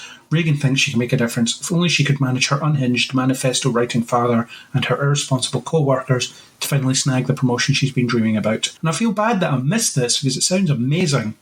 And voice talent involved, Lizzie Kaplan, Christian Slater, Clark Duke. I love Christian Slater and stuff like this. People might not know about a show that got cancelled before its time, Breaking In. First season was certainly very good of that, where he was brilliant. And you've got Andrew Daly, Bobby Lee, John DiMaggio. You got a bit of Bender in there. So cool. Yeah, so season 2. It's Christian Slater who voices Reagan's father, who is an embittered drunk who used to be one of the primary operators of Cognito, the company Reagan works for. Basically stage manages conspiracy theories. I'm guessing Lizzie Kaplan is Reagan. Yeah, she is. Until he was ousted from his position, but he's still really bitter about it and is constantly plotting revenge. I think it's though, because even though it's based around the notion of conspiracies and that the strings of human and planetary development are being pulled by a very, very shadowy few. It is primarily a workplace comedy, just one where the stakes for screwing up are incredibly high, and there's a lot of fun playing with various well-known conspiracy theories. There's one episode where Reagan has to deal with this group of militant flat earthers, and another one based around the idea that all rich and famous celebrities are secretly lizard people. Just what's great about it is that every single one of the characters is completely screwed up in different amusing ways. There's one character who's this diehard patriotic soldier who volunteered for this procedure to have his DNA spliced with a dolphin. to give him the strength and intelligence of a dolphin, but it also ends up looking like a humanoid dolphin and also possesses the manual dexterity of one. No opposable thumbs then. Exactly. And it's that character who John DiMaggio voices. And there's another character who is a genius biochemist who is addicted to pretty much everything that he makes and spends most of every episode completely high and trying to get everybody else high as well. There's a sentient talking mushroom who is from Hollow Earth and is part of the team because his body produces this chemical that the company uses in erasing people's memories of anything that they've seen. But one of the favourite things about it is actually with Regan herself. She is, or at least my interpretation anyway, is that she's intended as a deconstruction of the mad scientist trope. She's at least partially bonkers, and at several points it's suggested with varying degrees of subtlety that she's also on the spectrum in some way. But as the series goes on, it becomes apparent that Regan's character and general outlook is a result of her parents' utterly incompetent parenting and left her completely screwed up and unable to function in any kind of way that most people would consider normal or human. And part of the humour is her trying to overcome this. There's one episode where she learns that the lizard people, traditional greeting is hug each other because she's got physical boundary issues. So she solves this by creating herself a pair of robot arms to hug them instead. Things like that. There's a lot of great ideas over the course of the series. It's really imaginative, it's really funny, and also very, very adult as well. Definitely not a kids' show. Okay, yeah, I'll put it on the list, I guess. The interesting thing here is they've announced season 2, but season 1 hasn't even finished yet. They've released the first 10 episodes in October, and the next 10 episodes of season 1 will appear at some point, and then season 2 further in the future at some point. Well, it was my understanding that the 10 episodes that have been released were just the first season. No, first half of the first season, according to Deadline. Inside Job was giving a 20-episode order when the series was announced and was split into 2 parts. The first 10 episodes launched on October 22nd. Season 1, Part 2 will premiere TBA. And then Season 2 over and above that. Huh, I completely missed this. There you go. Pays to read the articles sometimes. Yes. So you'll be watching Season 1, Part 2, and then Season 2 whenever that appears. Season 2 could be ages off because they haven't even announced when Part 2 appears. Although, based on Netflix approach, they'll perhaps just randomly announce, yeah, it's on next week. But there is a first look at Season 1, Part 2 that you can watch if you've seen Season 1, Part 1. Interestingly, that video has actually already appeared. It's the first couple minutes of what I can only assume will be the next episode. It references what happens at the end of the last episode that was streamed, and it's also a kind of neat inversion of how the first episode opened. Again, being annoyingly vague, but I don't want to spoil things for people who haven't watched it.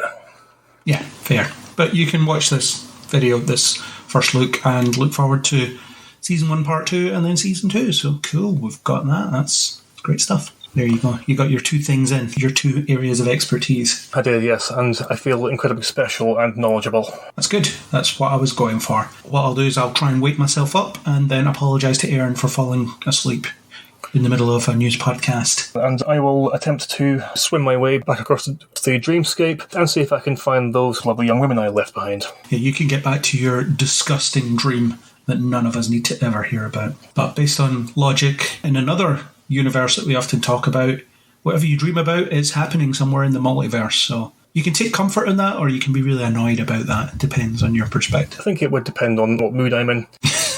Even though it's not happening to me, it's still technically happening to me, so yay me. Yeah. Anyway, on that note, I must wake up. I will see you at some point in the waking world, perhaps. I have no doubt. Oh, sorry about that. I don't know what happened there. I just nodded off, but I'm back and all refreshed. I saw Andrew in a dream, so that's weird.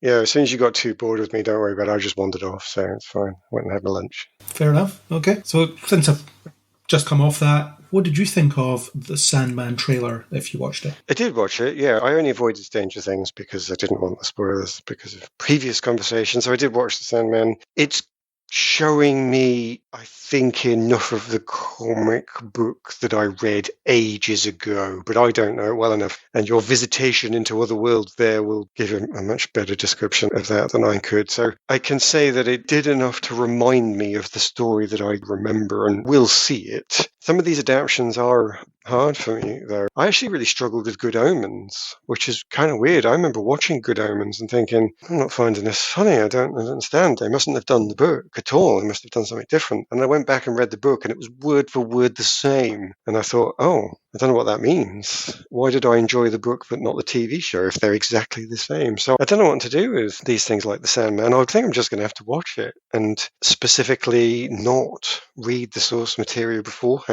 and just see if it catches me the same way it did the first time. Sure. Okay, we have made it out of trailers. So what do you say we move on to one of our pillars of the website and the podcast, the Marvel Universe. It used to be the Marvel Cinematic Universe, but I've lumped all the Marvel adjacent stuff under this banner these days because it's just easier from a structuring a conversation point of view. Bit of inside baseball for you there. First up, we have the announcement that Marvel Studios has greenlit or commissioned the Thunderbolts movie. They've set the director Jack Schreier, if that's how you pronounce his name, and it's going to be written by the Black Widow scribe Eric Pearson. Not much is known about the plot of the film other than it revolves around a group of villains who are sent on missions commissioned by the government. Another element that remains vague is which characters will be part of that team, but a lot of people are assuming it's going to be people like Zemo, Yelena, Ghost from Ant-Man and the Wasp, the one MCU film you still haven't seen? I think I've seen it because I started watching it and thought this is really familiar. And now I've no idea. I assume I've watched it. Who knows? Taskmaster, the Abomination, perhaps US Agent, and the Winter Soldier. It also says here, General Thaddeus Thunderbolt Ross is also a possibility, hence the name, since he is the person in the comics who assembles the first team. But that is unconfirmed, as no deal for any actor has closed. Well, Thaddeus Thunderbolt Ross won't be in it, because the actor playing him, or who played him, is now dead. I thought that's what they meant by they haven't confirmed an actor deal. They were going to just bring a new actor on, which is probably a bit harsh because they said they wouldn't recast Black Panther. But, oh yeah, General Thaddeus would totally recast him and screw that actor. So that sounds a bit mean. Any old guy with a mustache will do. We don't mind. It could be anybody. They've been, I won't say quietly building to this, but it's one of the strong hints that is been cropping up. Oh, that's why we've introduced John Walker and all those people. It's, we'll do a Grey Avengers type story with these actors or with these characters and give you that, because we've got the Dark Mirrors in a lot of ways, the Abomination, Mirror of the Hulk, Winter Soldier and US Agent, which are Captain America but not, etc. It'd be funny a few years ago if they'd have done this, because it would have been, so those other guys tried Suicide Squad, let's show them how it should have been done. But it's too late because they've already had another go at Suicide Squad. But it would have been funny back then if they'd have out-Suicide Squad the Suicide Squad. I mean, they may still do. Maybe, but that's going to be a tough order for general audiences based on how well received the other Suicide Squad movie was. It seems like a logical progression. They've definitely been building to Valentina, or whatever her name is, has been sniffing out different people to form her own team by the looks of things. So, it's not a surprise that they're doing this. Logically, they would just have her as the main controller, and they can still be named after the guy who set up the program. He's passed now, and I'm in control of it. There's no reason not to just move in that direction. Should be a good enough, I'm someone you can all hate and I'm in charge character. They've set that up pretty well. Yeah. Another thing they've commissioned is Wonder Man. It's the latest Marvel superhero to get the screen treatment. Shang-Chi and the Legend of the Ten Rings filmmaker Destin Daniel Cretton has teamed up with Andrew Guest, a writer producer on comedies such as Brooklyn Nine-Nine and Community, to tackle a live-action series featuring the longtime Marvel character. Wonder Man is one of Marvel's oldest characters, first introduced in '64 in the pages of Avengers #9. He was initially a villain and only appeared sporadically, but was reconceived as a hero and Avenger in the late 70s. In the 80s, the character really came into his own. Known as Simon Williams, he was a founding member of the LA-based West Coast Avengers, and with a look that included a turtleneck, red jacket and sunglasses, became a celebrity thanks to his day job as an actor and stuntman. Takes on the character for the Disney Plus series were not revealed. Marvel could steer the character down a Hollywood lane, make it a Hollywood satire basically, so far unexplored in the MCU, or it could set him up in the WandaVision type space, something the company has continued to explore. I like this character, I really like treating him in the 70s, and I wasn't alive in the 70s, but from those stories. So it's a good character. He was in that Avengers cartoon we both watched as well. Although I think he was rejigged as a scientist for that. I don't remember him, but fair enough. So what do you think of this as an idea in general? Well, we've reached the problematic point of reaching the end of my knowledge. Because I don't have any knowledge of the character whatsoever, I'm working entirely on the idea of they might do some sort of pastiche of Hollywood. Okay, well, they could. I've had lots of other people have done that. That is not enough of an angle. I can't connect to it, I'm afraid to say. It might be amazing, but at the moment, I've got no connection. And this is potentially one of the points that I've been talking about over the years with these podcasts, which is the more and more superheroes they introduce, the weirder and wackier they have to get in order to make a splash. And I'm not interested in it descending into farce and becoming weird and strange and silly. I need that grounding. So there's the danger that these things just become too weird for me. And equally, if I add to that now, the more and more superheroes they have, the more normal it makes them. And I already thought Avengers 2 was what the Avengers did one Saturday afternoon. It was already, we've become normal. I didn't hate the film, but I didn't get loads out of it because it was just, they just do something. This is what happens now. Don't normalize it. I need it to have a bit of an emotional impact. I don't just want to see an action film because then there's nothing about it that makes it super. So at the moment, what you've spent describing me with Wonder Man is, it just seems a bit normal, average. It's just going to make superheroes just another show. So I need more to awaken my interest, I'm afraid. Although the trepidation you've had for other things hasn't come to anything most of the time, so maybe you'll find that Marvel do it again. My fear that things have gone too strange and not been grounded has, yes, so far not been too much of an issue. Although, do you know the one thing that did save that? It was the fact that Thor 3 was just hilarious. Because Thor 3 was too wacky for me. And Guardians 2 was getting a bit too, this is a bit meaningless. But I didn't expect to like every film, so not really liking Guardians 2 isn't really an issue. There were some good parts in it. But what really saved it from becoming too wacky was the fact that, Thor 3 was hilarious. Are they going to be able to avoid it that way by making all of these things hilarious? Wonder Man doesn't sound hilarious. So we'll see. You're right. So far, my fears have not been realized. But again, Shazam, it was hilarious when you start to go into things that are a bit stranger, a bit more wacky. It was saved by being funny. I just don't know that this can carry on. But yeah, I need to just trust them, I guess. Superhero as celebrity is an angle, if that's the one they go down. That's something we haven't really seen before in the Marvel universe. So yeah, why not? Unless they do that with somewhere else. I mean, I know the superheroes are celebrities in their own right, and that's the foundational aspect of Ms. Marvel. She's a huge fan of Captain Marvel in particular, but what I mean is there's not one that's exploiting their celebrity, I suppose. No, it's not become The Boys yet. No, and it wouldn't. That definitely wouldn't be the case, but it could be he's used his powers to achieve fame, and then what does that do to him, and what does that do to his public image and whatever? I don't know. It's all there to play for, and I think there's a story that can be told there, and they're going to tell it, or a story with that character, so we will see more as it develops. And since you mentioned Guardians 2, this is Guardians 3, we've got a couple of bits of casting there. Daniela Melchior, who was in The Suicide Squad as Ratcatcher 2. She's going to be in it in a small role, apparently. And the other one is Maria Bakalova, who was in Borat's subsequent movie film, which is something that I haven't seen and won't ever watch. So he's amassing a cast for this. There's also an unannounced actor that is going to be in a major-ish role that James Gunn hasn't teased. So it sounds like he's having fun promoting the film that isn't out yet, as he does. He tends to have fun just marketing his stuff. Well, everybody does that. That's what they pay marketing departments for. We've got some amazing news on this film. We've cast third actor from the left. Okay. So, yeah, they all have to do it.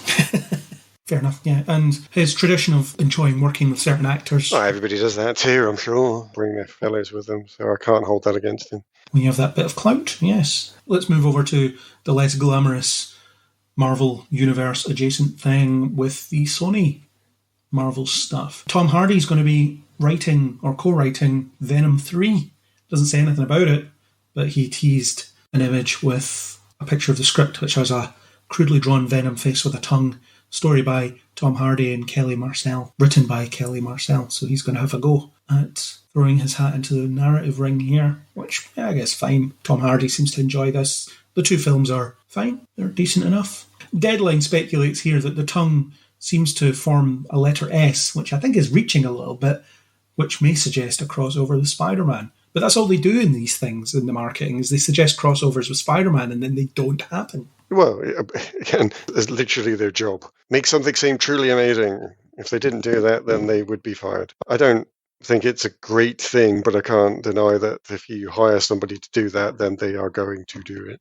Yeah, moving on, we have a bit of chat about Kraven the Hunter. He was talking about something else, Aaron Taylor-Johnson, that is the guy who's playing Kraven the Hunter, but he described as one of Marvel's most iconic, notorious anti-heroes, Spider-Man's #1 rival. He said he found exciting the fact that this character is not an alien or a wizard, he's just a hunter, a human with conviction, an animal lover and a protector of the natural world. He's a very cool character. He added that unlike other Marvel movies, this one is shot entirely on location.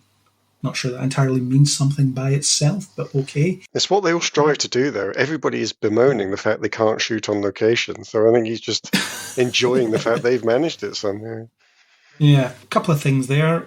Kraven isn't a character I have a lot of time for, really, but the idea of him being an animal lover, he's introduced as someone that has hunted everything on God's green earth, and he wears a lion carcass as a costume. So I don't know if you can count that as being an animal lover. But in the tradition of Sony Marvel things, what probably will happen is the villain will be him, but inverse. Russell Crowe's playing his dad. He's probably the villain. He's probably a hunter that doesn't value animal life, who isn't an animal lover, and they will fight over that at some point. And there'll be powers that they have that are the same powers. And that's the way it'll be. And I'm not sure what your story is here. Spider-Man isn't going to be in it. So your comment about Spider-Man's #1 rival, who cares because he's not going to be in it, presumably.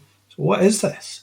What are you making here? Are you making a film about a guy fighting off poachers? I mean, yeah, they could. They could totally just make him a hero. I could be massively cynical here like I have been throughout the rest of it. I feel like I need to hold back slightly, but we'll see. Well, I think I've been cynical enough on it. I just don't see the point in much of this. Another thing that I don't quite see the point in, we've got another bits of casting for Madame Web, so I don't know how much you know about either this film or the character. Do you know, I actually do know the character from the old cartoon that I used to watch.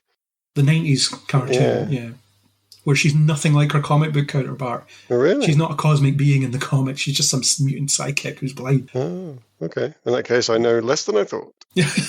Yeah, but they could equally be adapting that version. Who knows? They don't know anything about it. Dakota Johnson's playing the lead, which suggests to me it'll be one of the younger ones. It's a title that gets passed down eventually, so it could be that. But they're amassing a really good cast, and these Marvel spin-off, offshoot things seem to amass good cast. You've got Sydney Sweeney and Celeste O'Connor. The latest ones are Isabella Merced and Emma Roberts. They're casting it. What this is going to be about, who knows, but they are most definitely amassing a good cast for it. That doesn't mean it will be a good film. I doubt it will be, but they've managed to pique interest. I do think that Sony have some incriminating information on a lot of these actors and drag them into films somehow. I think it is a shame that they haven't gone with an older Madam Web, though. How old is Dakota Johnson? She's certainly not old, I mean, not a teenager. Yeah, early 30s maybe, yeah. Right. But it does seem a shame that we couldn't have a character that is in a different age category to the young pretty people. I might have enjoyed just seeing one film that was about somebody who was in their 60s and trying to deal with the problem. I mean, I don't want them to really labour the point and make it an old person's problem, but I just think a bit of diversity. I know we all like to stare at young pretty people, but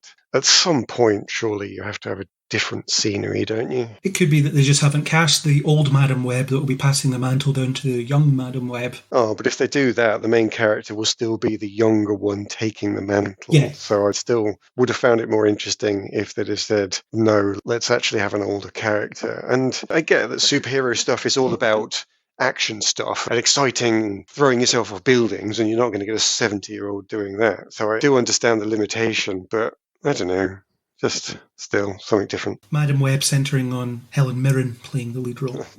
She's got enough TV role. She doesn't need it. But yeah, somebody. I guess that's the problem when it's the women of a certain age. In Hollywood, you only think of half a dozen names. Well, yeah, and how are you going to undo this problem if you don't actually try and put some effort into it? But anyway, that's a well-trodden path. There was a comment made when they were digging up the Next Generation cast for the third season of Picard. There's more roles than ever in Hollywood for actresses over 60. The problem is it's the same roles that those same actresses played when they were in their 30s. Absolutely, yeah. Spider adjacent still, although this is a bit more Spider-Man connected. we have some information about Spider-Man Across the Spider-Verse Part 1. One of the villains is going to be the Spot, which makes sense for interdimensional stuff, a character that can leap through realities. The visual style of the first film is incredible, and this is in keeping with that. They're bringing in other characters, such as Spider-Man 2099, who will be voiced by Oscar Isaac, as he was in the post-credits scene in the last one. Jessica Drew, Issa Rae voicing her as well. So they're really expanding it, and apparently they've got millions upon millions, which is perhaps a bit of an exaggeration. But they've got loads of different universes they're going to bring in. You've got Shea Wiggum voicing Gwen's father, so they're going to be going more into her universe. The Vulture is going to be there. It seems like it's going to be very busy, but I have faith that they'll manage to balance it because they did really well the first time. Visually amazing film and really ambitious, so I'm excited to see what they do with it. Yeah, it's good to see it carry on, absolutely. It's appropriate that we ended with a universe-hopping thing because it's hop over to the DC universe. In this case, it's certainly a rumour. I don't think it's been explicitly confirmed yet, but it looks like if they eventually ever release that Flash movie that had more release dates than I've had hot dinners, I suppose is one of the things you could say. But it seems like after that, they will not be moving on with Ezra Miller as the lead anymore. They've, as a studio, cut ties because they are making headlines in a lot of really unflattering ways, and it's really damaging the reputation of this film and the studio that are backing them. There's all this stuff about they've tried to get Ezra Miller help, and either they've refused or it isn't taking in some way. I've not seen anything on any of this, actually. It's something that passes me by because some people get cancelled for the minorest of things, and then other people get cancelled because they've turned out to be truly awful. And fair enough, can't really complain about the second one. I've actually not seen the headlines about them to know whether they're one of the people that have been cancelled because of some sort of minor transaction or because they've done something truly horrendous. So it's a tricky one to comment on. I'm not going to go into all of it, but there's been some really concerning things. There's a lot of violence and things like that. For example, the parents of an 18-year-old filed paperwork asking a judge to issue an order of protection against the actor on behalf of their child, saying Miller groomed and brainwashed them. Ezra uses violence, intimidation, threat of violence, fear, paranoia, delusions, and drugs to hold sway over a young adolescent. That's just one of them. Okay, that's concerning. The actor was arrested twice in Hawaii for a dust-up at a karaoke bar, followed by an arrest for second-degree assault at a residence a month later for allegedly throwing a chair at a woman at a private party, cutting her forehead. Pretty intense stuff. I think there's some deep-seated psychological issue there that isn't being treated, and probably for the best that they don't continue on with Ezra Miller in this role. It's funny, all the fans crying out for, let's get Grant Gustin in the films. No, let him go. What does Grant Gustin want to do? Does he want to be playing the Flash but not that same Flash for another 10 years? I'm going to guess not. Yeah, how old is he now? Be the Flash in his 50s, that won't be a bit of a problem. He'll be in his 30s now. I'm not sure how old he is, but yeah, 9 years he'll be doing the Flash. 10 years, I think, if you include the COVID delays. Time. So, no, let's not have Grant Gustin in the role anymore. He did his time, and he did it well, even though the show is past its best quality-wise. There's still no issues with him, really. Get someone else. There's other actors. Is it one of those things, though, that by the time they open the door to the multiverse, they can just take whichever Flash they want? Because if there's going to be 3 or 4 Flashes in the film, then you just carry on. Pick one from there. Re-edit it so it's now a Michael Keaton Batman film that has the Flash in it. They completely change their entire cast, if they want to. Yeah. Moving on, the Joker sequel is announced. This is something that you may be excited by, but also may not be excited by. It's one of those double-edged lightsabers, I think. Certainly the title in the script was Joker Folie à Deux, referencing the medical term for an identical or similar mental disorder that affects 2 or more individuals, usually members of the same family. And the rumour is, well, it's more than a rumour, but she has been cast as possibly Harley Quinn, who could be driven mad by Joaquin Phoenix's Joker. And then again, the further rumour is that the film will be also a musical. So what do you think of that? I know you hate musicals. I do hate musicals, but it's a funny thing. When I like a musical, I really like it. So it's just a Marmite issue for me. It just also happens that 95% of musicals I think are truly awful. So if they just create, as obviously is a problem just by saying it, but an average musical, then yes, I'm going to think that was just a gimmick and that was a waste of time. But the nature of the first film that I really enjoyed, and the nature of the character, where it is descent into madness, where mental health is a topic that I do enjoy seeing done well in story, leads me to believe that I could really enjoy this. I don't want to just see another Joker film. I enjoyed the fact that the original Joker film was different to what was being on offer before. But if you just create a sequel, then you will have the sequel problem. Why did you just make another one? You've just undermined what you were doing. So if they are going to do another one, then I do want to see it do something strange and interesting again, and a musical could make it so. They've teased enough that his mental state is completely broken all the way through, and the ending to which I won't spoil, but the ending to the first film does make you think how much of that was actually real. If they then go into a whole film where it is, well, actually, how much of this second film is real, given that any time any of them start singing, it's probably in someone's head. It could lead you into a total mind bender of a story, which would be really fun to unpack. So I would say this is one of the things I'm most interested in out of everything we've picked up so far. As you know, I didn't like the first Joker film, and we never had a recorded reckoning where we discussed it. But that is on the cards at some point. Well, yeah, sign me up. We have a trial concept that we're going to make some episodes out of whenever time allows, and that is one of them. It won't be me, though, actually having that discussion with you. Kat is up to the docket as the prosecutor of Joker, where you're the defence. So we're going to do that at some point. Don't know when, but we're going to do it. But I can't say I'm all that excited about this because I didn't like the first one. We're going to leave our pillars now because the CW have been pretty quiet over the last month. They've cancelled everything, so there's nothing left to kill.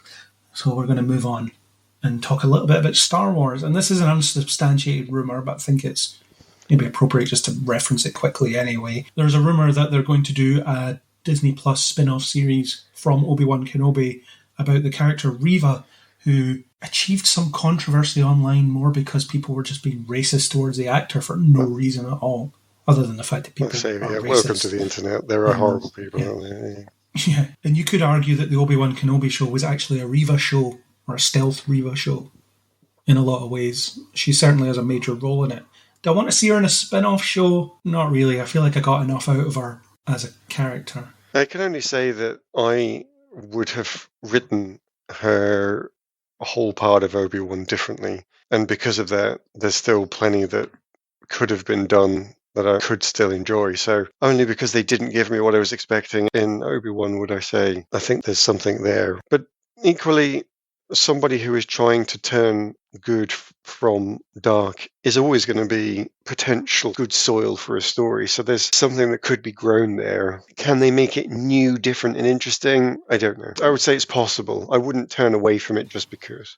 No, I'm not saying there's not a story we can tell about that character now that the particular arc she had in that show is wrapped up. It just depends if that interest can be sustained over something else. Certainly a show of her own. I don't know the answer to that. We'll find out if they ever decide to make it, I suppose. Okay, let's move on. This is one that I, for some reason, had on the list the last 2 months and kept skipping over for, I don't know why. It just kept happening. It was, oh no, I didn't do that one, and left it on the next month, and then it happened again. But we're doing it now. It's in front of me, and I'm reading it, so fine. Bong Joon-ho's follow-up film to his Oscar-winning Parasite is gaining quite the ensemble. Sources tell Deadline that Toni Collette and Mark Ruffalo are in final negotiations along with Naomi Ackie. They'll be joining Robert Pattinson in the next feature. The untitled film is based on the novel Mickey 7, and Mickey 7 is about... The novel story follows Mickey 7, who is an expendable, a disposable employee on a human expedition sent to colonise the ice world Niflheim. Not the same one that you hear about in Thor, I imagine. Whenever there's a mission that's too dangerous, even suicidal, the crew turns to Mickey. After one iteration dies, a new body is regenerated, with most of his memories intact. After 6 deaths, Mickey 7 understands the terms of his deal and why it was the only colonial position unfilled when he took it. Sounds like an interesting idea. And it's amassing a good cast. Yeah, I would watch it for that. I can say I did enjoy Parasite for the most part. It was one of those films that you're watching, yeah, this all makes sense. Yeah, this makes sense. It's suddenly gone really over the top and strange. I'm not a big fan of that. To me, it was social commentary and then just went completely nuts. So I'd rather that any follow-up film didn't have that same concern. But I think I'm alone in that because pretty much the entire Academy thought that it was the best thing they'd ever seen since sliced bread. So they weren't worried about it. But either way, everything else enjoyed about it, and if it's a good story and it's pulled in some good names, again, that's fertile soil for something. So yeah, I would totally watch it. I haven't seen Parasite, but I quite like the sci-fi angle on this one, so it seems like something I would give a go. It reminds me of Moon, actually, conceptually. Similar sort of idea, because spoilers, but that film's about clones that are put into hazardous situations. Or that's one of the things that is. It's been too long since I've seen it, but yeah, fair play. Moving on, we have more casting for Dune, which is amassing the best cast ever made. It seems Dune Part 2. Between the two parts, it's everybody who's everybody almost. But Leia Seydoux is the next one, and she'll play potentially Lady Margot if she's cast, if that's finalised. Lady Margot is a long-standing servant of the Sisterhood, which is all it says about her. But the Sisterhood are a big deal, and there's going to be a spin-off show that focuses on that aspect of it, so big deal. Yeah, successful first film from my perspective. Carry on. It's already got your ticket investment, I guess. Well, this is it, yeah. They can't really persuade me to watch it based on signing other people. I'm already invested. Preaching to the choir. Yeah. Moving on, Face Off 2 is happening. Adam Wingard has confirmed that the sequel will actually be a sequel to the original, where Nicolas Cage will be presumably involved. He was speaking to Empire and talked about Nicolas Cage. He says, he's just having such a moment. Even before Pig came out, which is a great film, we saw this as a Nicolas Cage movie. That's become totally the obvious way to go now. A couple of years ago, the studio maybe would have wanted a hot, young, up-and-coming actor or something. Now Nicolas Cage is one of the hottest actors in Hollywood again. Is he? We're really honing in on the script. We're not going to share it until everyone's like, this is the one, I think we really got it. It's been probably the most challenging script we've ever worked on for a lot of reasons. Blah, blah, blah. So that's happening. I'm actually surprised that Face Off didn't become a pseudo-franchise of just two big actors swapping faces every few years. Still surprised that didn't happen. But the interesting thing is, I think it's very rare in Hollywood that an actor has a defined personality that is enough to suggest that put these two in a film and have them swap faces and have fun with them playing each other. That's quite rare now, I think. Yeah, I don't know if celebrity is the same as it used to be, or is it just because there's so many people that we don't attach? Yeah. Or movie stars, I suppose, is the same, yeah. Would you do swap Chris Hemsworth and Chris Pratt and have fun with that? You must still have people that always do films together. What's the, I've forgotten the name now, the Pack. It's obviously a play on the Rat Pack, but there's the Something Pack. Maybe you could just do a massive switcheroo with all 6 or 7 of them, however many there are. Sure, they could have fun with that. But it looks like they're just going to have fun doing Nicolas Cage and someone else's face again, which is a choice. You could turn that into your Fast and Furious franchise where there's just 10 or 11 films with him switching faces with people. Yeah. That sounds like something Nick Cage could pull off. Yeah, and I'm surprised that hasn't happened already. They just did this once and then never again. Yeah. The original's pretty okay. Okay, let's move on to the film that everybody is talking about, the Barbie movie.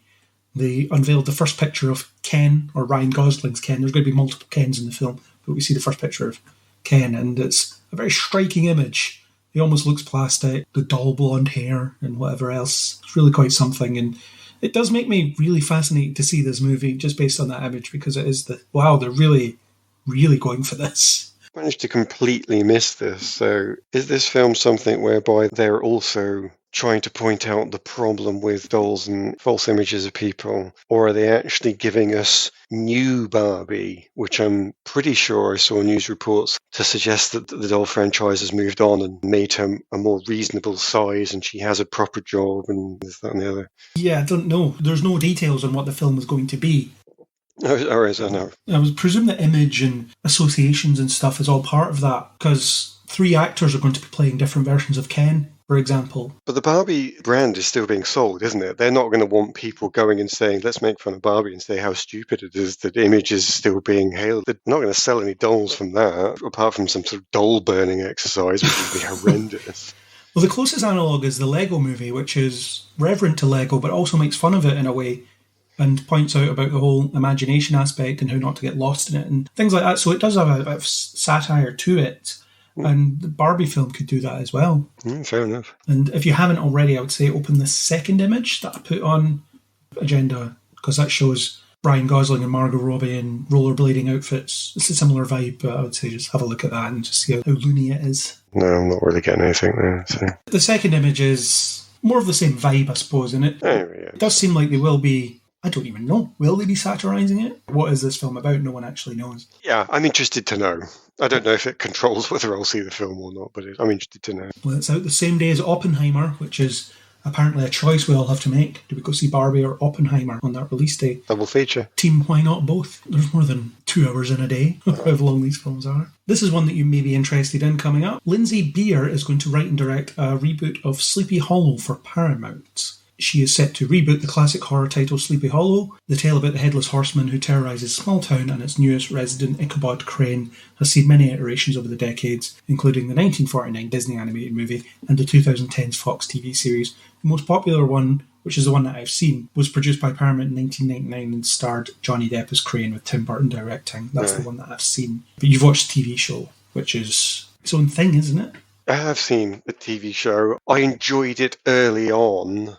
And like a few of these things, maybe they feel like they lose their way a bit. When the main actress heads off, you're thinking, oh, that's not a good sign as well. But it's got so many reboots, because there's been so many films, so many TV series, and I'm uncertain what new angle is being proposed here. Historical period drama. Are they going to go proper horror with it? It's been through too many iterations already for me to be massively excited by it. I need them to come out and say more about what their angle is, and then maybe I can get involved. Possibly not encouraging was that her directorial debut was the Pet Sematary prequel, which was apparently not very good. Yeah. Oh, no, wait. No, that was the Pet Sematary remake that wasn't very good. Forgive me. The Pet Sematary prequel is due to be out this year at some point. But she's one of the most sought-after writers in Hollywood, recently working on the new Star Trek film for Paramount, if that'll ever see the light of day. She also recently turned in a draft for the remake of Bambi for Disney and Hello Kitty for New Line. People want to work with her. Well, that's promising, but still need to know more. Yes, but conceptually you might be interested. Yes, it is possible. This next one is one that I was hoping to lock Kat down for a quick chat about, and I will ask her about it next time she appears. They're doing a spin-off of Teen Wolf many years later, and of course they're doing a film on Paramount Plus as well. But they've cast Armani Jackson, Bella Shepherd, Chloe Rose Robertson, and Tyler Lawrence Gray to play the leads of the streamers, Paramount Plus that is, upcoming supernatural teen drama series. So it's a spin-off of Teen Wolf. It's revolves around werewolves and developed by television, blah, blah. It's unconnected to it's unconnected to Teen Wolf.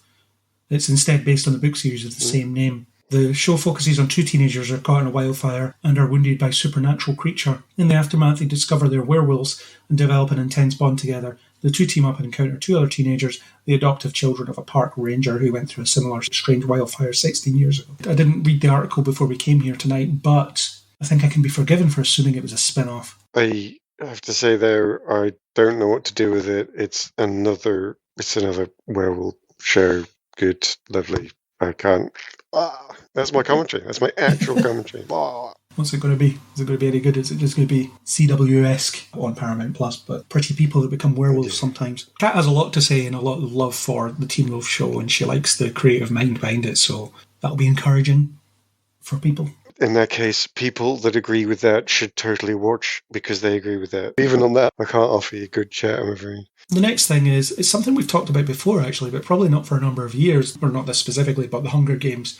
They're doing a prequel Hunger Games movie, and there's 2 bits of casting for it. Rachel Zegler, interestingly, announced her casting in a tweet, where she used the first letter of each word in her tweet to spell out the character's name. Don't know if she was directed to do that by marketing or whether she came up with that by herself, but pretty cool. It's adapted from the book of the same name, which is The Ballad of Songbirds and Snakes, which is not a very Twitter-friendly name because it's very long. It takes place decades before Katniss Everdeen's adventures in the Hunger Games, so Jennifer Lawrence will be nowhere near this, you would assume. It's the story of Coriolanus Snow, so President Snow as he is in the Hunger Games book, an ambitious boy who eventually becomes the tyrannical leader of the dystopian country of Panem. As previously announced, Tom Blythe will play the young Snow. In the upcoming movie, 18-year-old Snow has chosen to mentor Lucy Gray, the female tribute from the impoverished District 12, during the 10th Hunger Games. Another bit of casting is Schaefer Jones, who was in Euphoria, and she will be playing Tigress Snow, the cousin and confidant of Snow. So they're going to give us the Hunger Games again, as in we will see the games, an earlier iteration thereof, but we'll see them. Is it going to be one of those things where they won't fully commit to the growth of a villain? I haven't read the book, but it seems like there's a lot of these things that promise this as a villain origin story, and then it turns out not to be a villain origin story because you have to make them sympathetic in some way. Can't we have something where they make them unsympathetic? Because Snow is an awful person in the Hunger Games books and films. A good downfall should be tragic and something worth watching.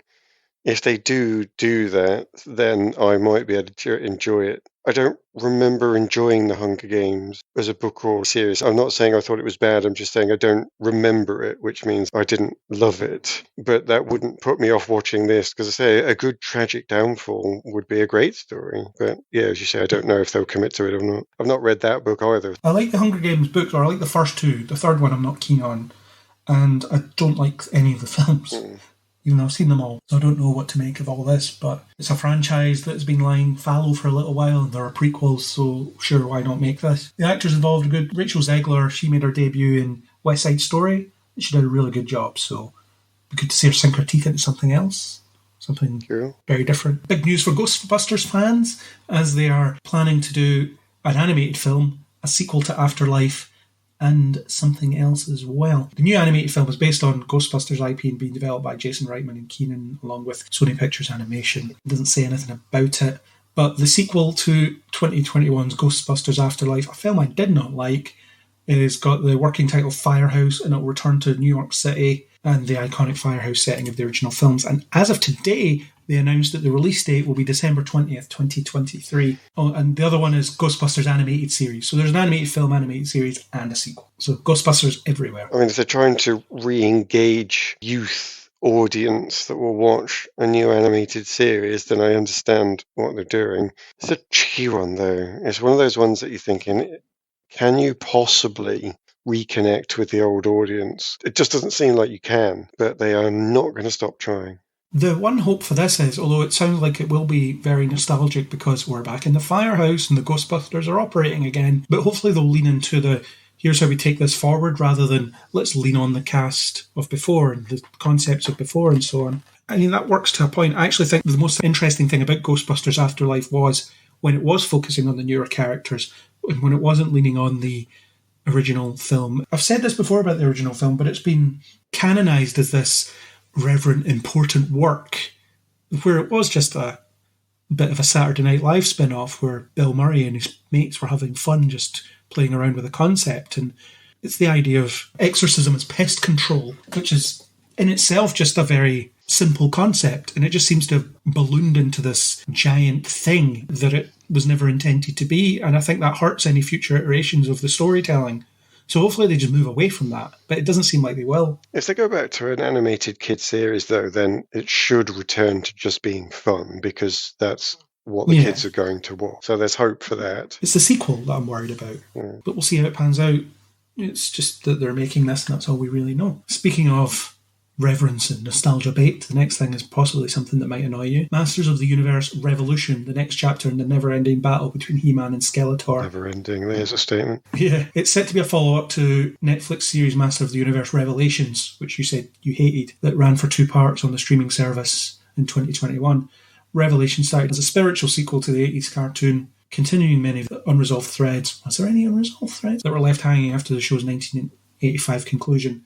This brand new series will serve as a sequel, with many of the same people who made that series returning for the latest rendition. It's executive produced by Kevin Smith, once again, and it doesn't say much. It's an all-new story that brings the focus of He-Man versus Skeletor like you've never seen them before. Technology versus magic as He-Man and the heroic warriors face the forces of Skeletor and the deadly threats, I didn't hate it. I couldn't bring myself to hate it. It wasn't worth it. It was just such a nothing show. That was part of my problem with it. It was epitomised by his interview that he did afterwards. They did a special where he talked about the creation of it. And it was just like, I'm not going to apologize for creating a woke show. Good for you. You created a show that was woke but forgot to put a plot in. That's a shame. You just made it boring. He just wanted applause for being woke. Sorry, that's not good enough. You actually need to build a show as well. And his highlights were how many times he killed the main character. Oh, good. You've got a Sesame Street counter going to get the count going, and 1 times 2 kills. Okay, wonderful. Yes, that's good too. And then the other bit where he comes on and is all self-effacing about, I wrote this almost nothing script, and it's come to the actors to really bring it to life using their great skills, and I'm praising the actors whilst trying to be humble about my script. And I'm thinking, oh no, don't admit your script's a bit naff, because I just believe you. Because I'm sure he didn't mean that. But he was being all humble and self-effacing, and I'm afraid I took him at face value, so I can't bring myself to hate it. All I can tell you is I thought it was banned for He-Man because it was just so bland and nothing. So I'm afraid I'm not excited. I've already moved on. So you won't be watching this then? There's no point. I could understand it if I was going to watch it to build up the hate. Maybe that would be an emotional reaction, but I'm just going to be sitting there looking at my phone. So no, sorry, no, nothing. Sure. Okay. Oh, can you hear that? It sounds like the TARDIS is appearing. My summoning worked again. I managed to summon Isaac from somewhere across time and space. How good is that? I'm just going to get another sandwich. Right, okay. Yeah, well, Isaac lands and have a chat, so I'll see you in a bit.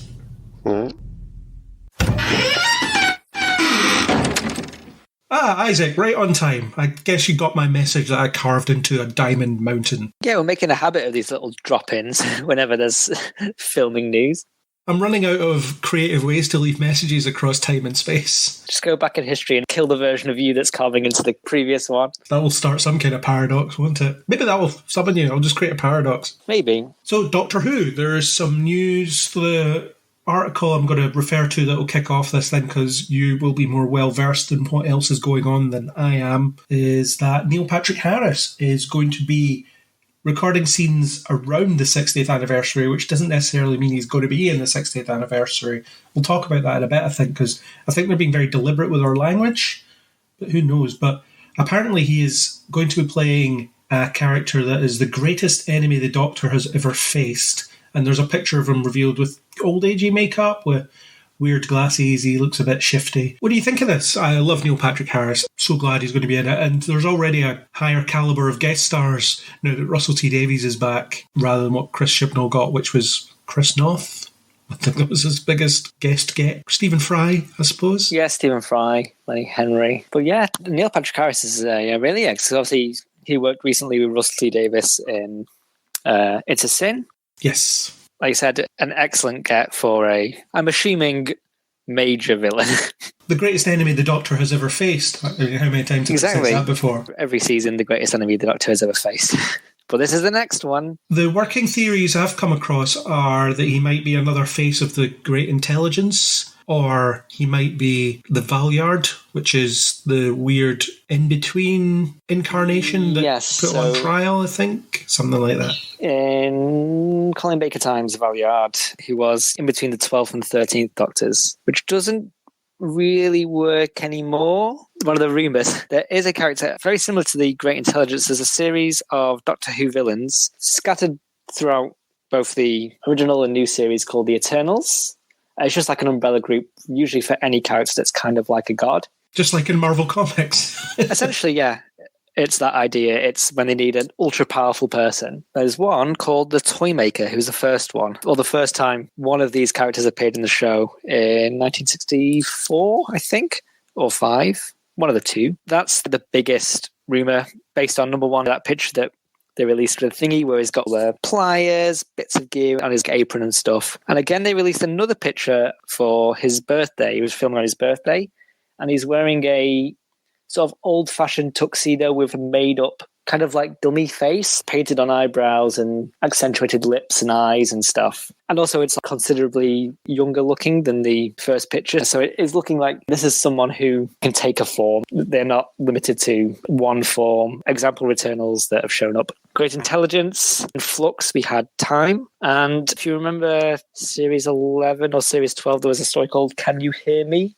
Richard Zellin, the bald man with detachable fingers. Oh, yeah. Toymaker's mentioned in that one as well, but he's one of the Eternals. So they're kind of showing up a bit more. If you could map the current series on the old series, they're getting very history repeating itself sort of thing. These characters tend to show up when you need a bigger and bigger threat because they can basically do anything. This is like, throw some gods in. Another thing that's sort of going with this idea of the Toymaker is he can create any realm to create their own games, and no laws apply. At the time, they filmed all the way throughout the year, so they needed the actors to take holidays. And one of the Toymaker's games was taking Stephen, the male companion at the time, and he made him into a jigsaw.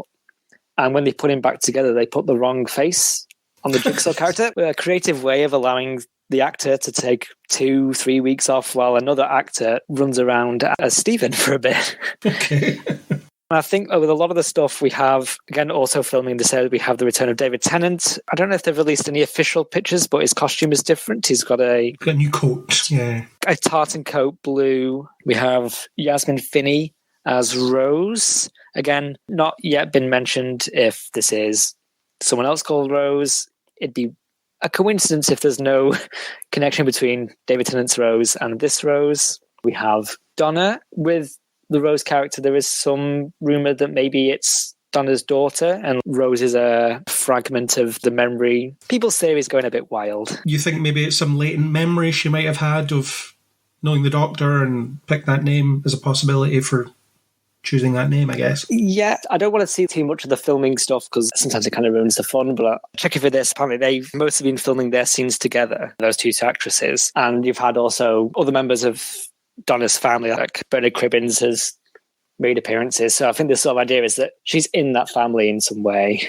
so that's kind of why everyone's leaning towards this. But with the Doctor suddenly having David Tennant's face, with the return of all companions, it's leaning again into this idea that it could be a universe or a realm ruled by someone who can change things at their whims. They can be reverting the Doctor back, they can be picking old faces, they could be doing stuff with the companions. There's a lot of evidence to suggest that we are getting the return of the villain, the Toymaker, who can just control the world at a whim, which would be fun. I think it'd be a shame if they're getting David Tennant back and he's not actually playing the Doctor, though. That would be really disappointing. He's just some villain or whatever. Or maybe he's just time looking like that version of the Doctor for some reason. Or anything that's not he's playing the Doctor. It could just be that they pluck him out for an adventure where he's just wearing different clothes. He did that sometimes. It could be. I think they have said he's returning to the Doctor role. Yeah. But they haven't said the 10th Doctor. They've just said he's back as the Doctor. And then, Donna's back as Donna. That's confirmed as well. But it could be either the 13th or the 14th Doctor with the faces moved out, or they could be just pulling older generations back or something. Like I said, it could be as simple as, just for a while he'd put a different suit on. Yeah, because he did that sometimes. He was the trendiest Doctor, wasn't he, in terms of he would change his clothes to suit the situation he was in sometimes. Yeah, him and Peter Capaldi were quite fashionable. I think he sort of started off the trend of he had like a brown suit or a blue suit. Or tux. Or tux, yeah. But I think for a return special, if they were bringing him back and giving him a new suit we hadn't seen before, it'd be a bit weird. Could be a new character for, again, sorry, go back to Neil Patrick Harris, but it's hard to speculate on a new character. So it's always speculate on the old ones. Got to say, I love what Russell T Davies is doing to promote the show. He's doing more in these past few weeks than Chibnall did in the entire run, really. It's hard to tell because a lot of it is currently just being filmed in the centre of London. It's like they can't not say David Tennant's back and then be filming him running around and stuff.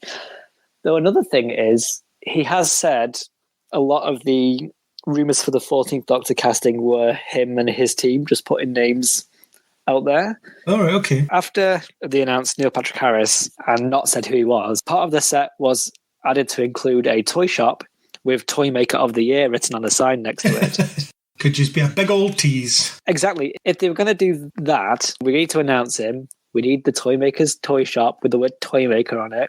You just announce he's doing that role. So again, people are sort of going like, maybe this is just some set dressing, but with that design. Maybe they just put that there to trick people. There was another one quite recently, a very niche and never on TV villain who is a giant rabbit called Beep the Meep.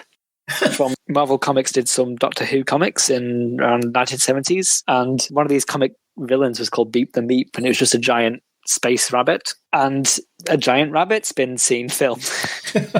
But again, is this just Rusty Davis knows people are watching everything, they're filming? It could be a big rabbit. It could be a big toy rabbit that's been toy makered and gone all crazy. It could be a guy running a marathon in a big rabbit costume and it's a red herring.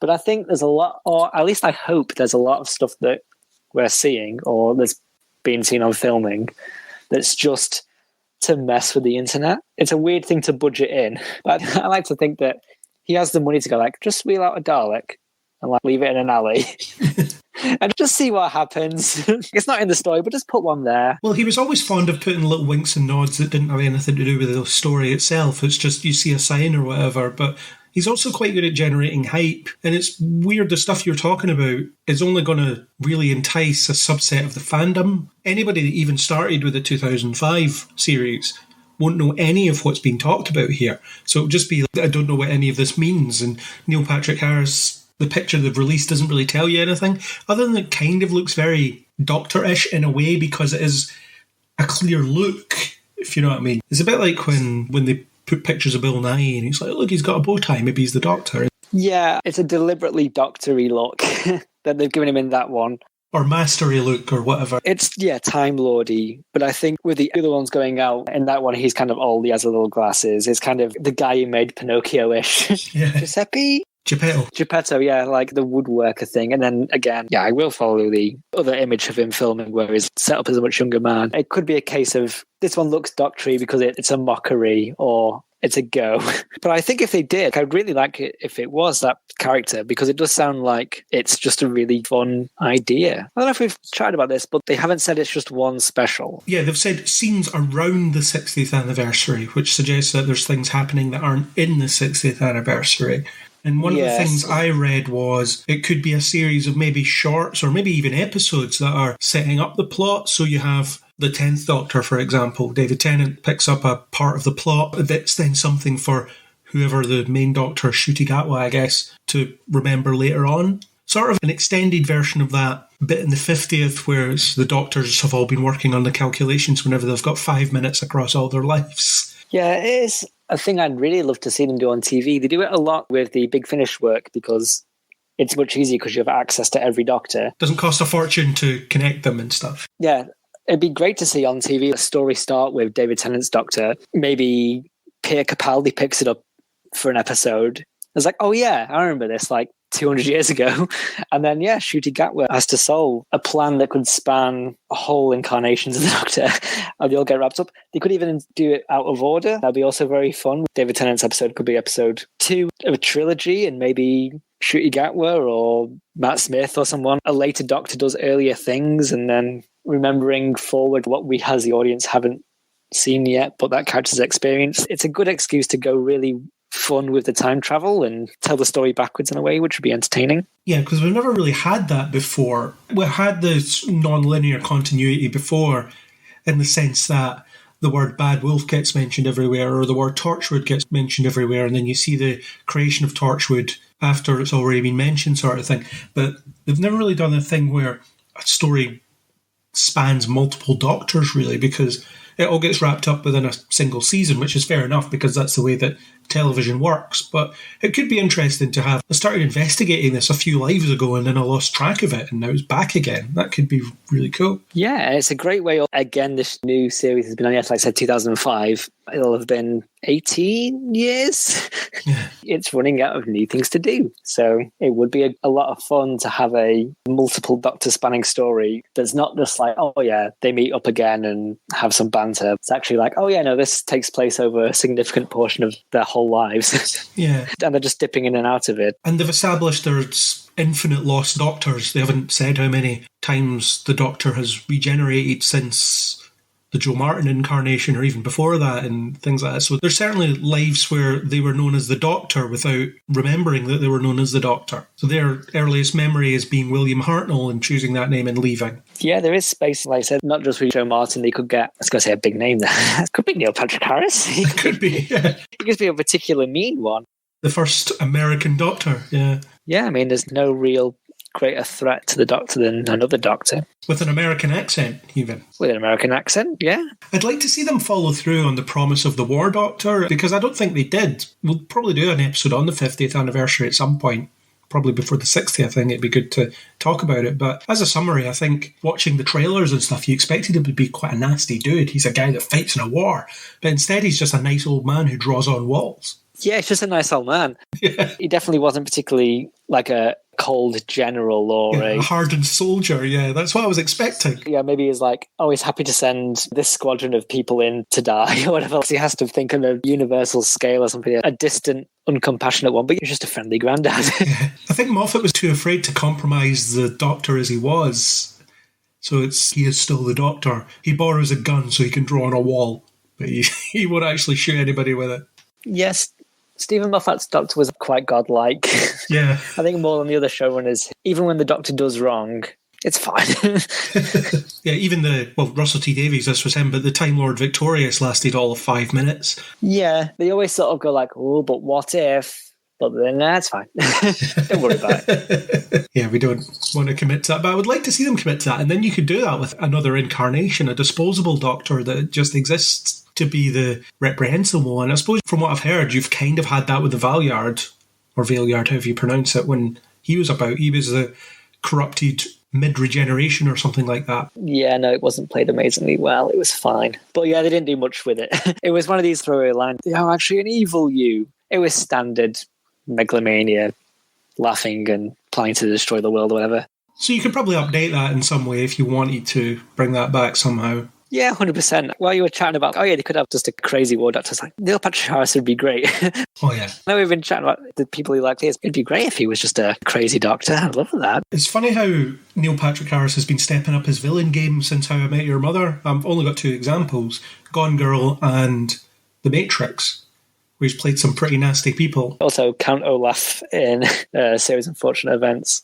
Oh, yeah. That's a cartoon one. And I think this will be more Count Olaf than the Architect. There'll be some scenery tuning and mustache twirling going on. If he is the toy maker, that doesn't really inspire menace, does it? Yeah, the toy maker is a big old clown. Plus, he's at his best when he does campy personality types.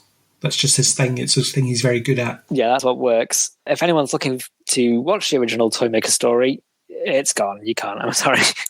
It exists mostly only in books, but all 4 episodes of the TV version of him no longer exist. No one's found it in their attic or something like that.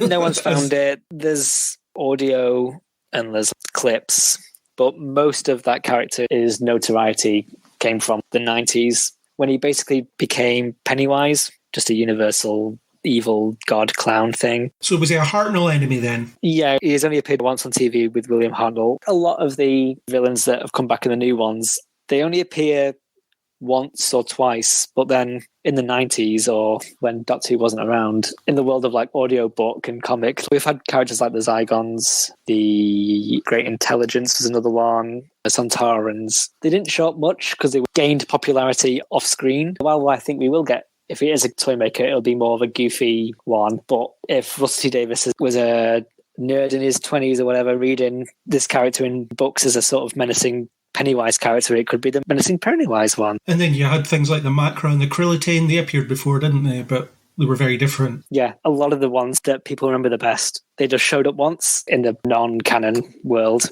They got a lot of work done to them and to sort of build them up. Talking about effective teasing, though, the Krillitane episode, a lot of people latched onto the fact he had Anthony Stewart Head standing in front of the headmaster sign, but he was covering the word head. So all you saw was master. So everyone was like, maybe he's the master. And then, no, he's just a big bat person. Oh, yeah, I remember everyone thinking he's just an evil-looking guy in a suit. And it's like, oh my God, it's the master. He's evil and he's got a suit. And he's standing in front of the word master, so that must be him. Also, his hair's kind of receding, which looks so evil. Anthony Stewart Head would have been a great master, though, to be fair. Yeah, he would have been really good. I think that might have been another, again, talking about Rusty Davis playing on expectations. That was planned. It must have had him standing next to a sign saying master. It's because he knew that's what people were going to read into it. And then even then, it was 2006. It wasn't as heavy on the internet speculation as it is now. Different world, really. Yeah, different worlds. But I'm sure there was forums and stuff going along. I'm trying to think what else. Because I can't remember the last time when we talked about what's up and coming. I think it was more centenary news. The last time we talked was when they announced the return of the old companions. So last month, Chris and I talked about the casting of the Doctor and David Tennant and Catherine Tate's return, which is all pretty self-evident. We don't know that much about it in terms of what they're actually planning to do with them and what Ncuti Gatwa will be like, but everybody seems to think he's a great choice, and he is, to remind our listeners, he is Edinburgh, born and bred, or certainly bred. He's from Edinburgh, where we're recording from right now. Fourth Scottish one. Yeah. You've watched all the revival series. We've got David Tennant so far. I'm assuming that's not all that's coming. Do you think there's anything that you'd like to see come up in the 60th, or would you like to see a particular either Doctor or non-Doctor character or a storyline to be followed? Is there anything that you just think you'd like to see in a big spectacle year? I think it's difficult because I feel like Russell T Davies is going to just drop everything that other people dealt with and start with his own thing. That's your usual showrunner situation. Although Moffat did pick up on a couple of threads that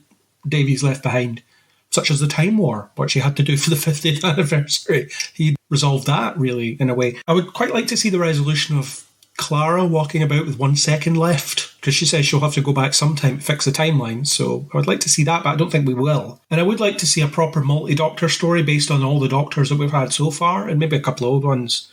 I still feel like Paul McGann deserves his place in the sun as a proper live-action outing, other than that short that we got, which was great, but I would like to see him as part of a bigger thing, and surely you can coax the other Doctors back. It seems like Christopher Eccleston's on the cusp of saying yes again. Seems like that's got to be close, and Matt Smith, it shouldn't be too hard to dredge him back. Do you want to do Morbius 2 or this? Yeah, I need to get the Morbius crowd off my back. What can I do that's instant? Running Doctor for like a minute is like, sure. Capaldi as well. Want to see Capaldi back. So, yeah, give us all of the revival Doctors, I suppose, plus Paul McGann. High on my list, I'd love to see Paul McGann do stuff. It would be nice to have a bit of old Who rep, and he is certainly the easiest choice because his character has continued. They're sort of established in that mini episode. He looks the way he does as the Doctor, whereas it'd take more explaining to have like 70-year-old Sylvester McCoy show up just running around or whatever. I think Paul McGann would be great to get. Same, I'd love to see Matt Smith. I think we've already got David Tennant, and we've had David Tennant and Matt Smith together. It's not as a fun idea because we kind of know how they play off each other. But I know she's still the Doctor, so she hasn't really been away, but I would love to see other Doctors and Jodie Whittaker meet up. I don't know if you're not aware, but I think she has recently given birth, or she is pregnant with a second child. So, yeah, she's not filming at the moment. She's not going to show up. But maybe for next year, well, I suppose they're already filming the 60th, but maybe she could pick up next year, I don't know. Yeah, or sort of similar to how they did in the 50th. Same with her and some of the older actors. They could phone in. You could have them all talking over various TARDISes and lines recorded on Zoom somewhere. It's the easiest way to make it work. But also, Ncuti Gatwa, I mean, I don't know if the specials are his story, but if you're going to have him as a Doctor and he's the new Doctor, you want him to be the lead because he's the one that's taking over. What a tall order for someone taking on the role. Okay, so we're going to have you regenerate after Jodie Whittaker. You're the first Black Doctor. Great, okay, so that's a milestone. And your first episode will be the 60th anniversary, so good luck. Yeah, here's the most beloved Doctor ever, David Tennant. You're working with him, but no pressure. Yeah, you just have to dive straight in. You don't even get one season to clear your feet. You just jump straight into the 60th anniversary. Post-regeneration could be quite weird because we might have all the post-regeneration hijinks in the middle of the 60th anniversary. He's spewing energy and all that stuff. You know, all the stuff they usually do when they're post-regeneration. I think he probably won't be in. He'll probably be in the big 60th special, but if they have episodes around it, I think they'll save him for his own moment and his own story to go. But it would be a lot to throw him in, basically hungover, just in this mess of other things. Also, it's not really fair on him. It's your first day, you've got to win everyone over, and you're being overshadowed by everybody. Yeah. But I think it's a much fairer way. Like, yeah, you can have David Tennant or a couple of the ones show around for a little bit, and then in the 60th, towards the end of the climax, that's when 14 comes in and has their big Doctor moment and saves the day and kind of establishes themselves. Yeah, so I do wonder if the regeneration we'll get from Jodie Whittaker will be less than traditional. As in, we'll see the regeneration happen, but she won't regenerate into Ncuti Gatwa she'll regenerate into David Tennant or something, and then we'll pick up on that and play around with that for a little while. It's looking likely that it'll be a rocky one. We've got no idea how much Russell T Davies is in preparation for the centenary, how much he wants involvement in terms of if he needs the regeneration to go a bit wonky, will he have had some work on the script to add stuff in, or will it be a case of, oh no, it'll just be the sort of traditional way of you get 2 minutes at the end. And that's your slot. So you can't crowd the place with doctors. You need some non-doctor characters. Obviously, in certain cases, some of the original actors, I was thinking the bit in The Simpsons, keep telling you he's 90 years old and he's dead. They can come back as audio, or I don't know if there's a way of bringing back the actors as villains, or if we're getting a sort of crazy toy building god man, maybe you get Peter Davison as a clown or Paul McGann as a ventriloquist doll or something. Like, you could have a lot of fun with that realm. It's really weird when you think about it, though, that basically they're starting with this clean slate, but for an anniversary year, because at least for the 50th anniversary, Matt Smith was our Doctor, so that was, you're in if you'd been watching, or even if you hadn't. This is familiar. It's been going on for a while. We have a setup here. We've got the Doctor and we've got Clara. That's his companion. It almost feels like you need Yaz to hang around for a while, at least to ease the transition. That would be a real snub. Not for like the actress, but her character in the last two specials. She's in love with the Doctor, and then suddenly this woman she's fancied is now like 6 different men. Depending on which room you're in. It'd be quite a wild ride for poor Yaz. She's just seen the Doctor that she's fallen in love with die, and here's a gimmick one. It's like, look at my big scarf. She's just crying. This is the worst. I suppose there's possibilities of some other Russell T Davies era characters to turn up, like Mickey, and maybe not Noel Clarke because he's fallen out of favour a bit, but Martha or someone. Martha could be good. Jenny, if you remember Jenny, the Doctor's daughter. There's a couple of ones like that. Billy Piper will probably show up. I think the 2023, it won't be too much Ncuti Gatwa's year. They'll clean the slate afterwards, but I think they'll get this big thing out the way. Big celebration, make a show of it. It might be Russell T Davies doing a big centerpiece kind of story. You know, I'm back, everyone loves me. Just a big old celebration of things he likes about the show and how the show has progressed. And then 2024 onwards, you can have a bit more of a, not reboot necessarily. A refresh. A refresh. New Doctor, new friends.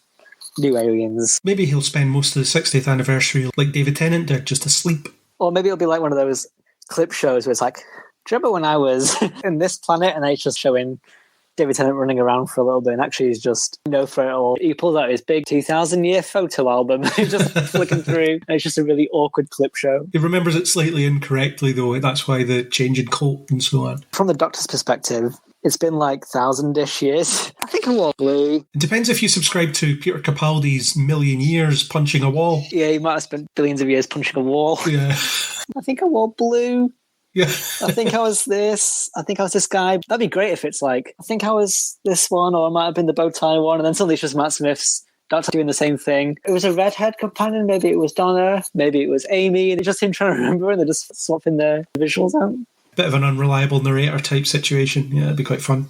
Yeah. Cool. I actually find myself quite excited about this. It seems like the hype is working in that sense. It might all add up to bugger all, as often happens with hype being generated. But I think Russell T Davies is certainly doing the right things to get people talking about it and get people thinking about it and getting people interested in seeing what's coming next. But like I said throughout this, he's always been really good at the hype situation. He's always a good part 1 guy, but a really bad part 2 guy, if you know what I mean. He's a really good part 1 guy. And Stephen Moffat's a really bad part 1 guy, but he's a really good part 2 guy.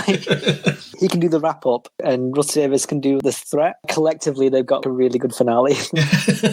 So before I let you get back in your TARDIS and back to saving the universe and filming your scenes for the 60th anniversary special, is there any other rumours that you've come across that bear mentioning, or have we covered everything as it is just now? I saw one that made me laugh just because of its clickbaitiness, which was Matt Smith and Peter Capaldi both spotted in London. Could they be returning to filming?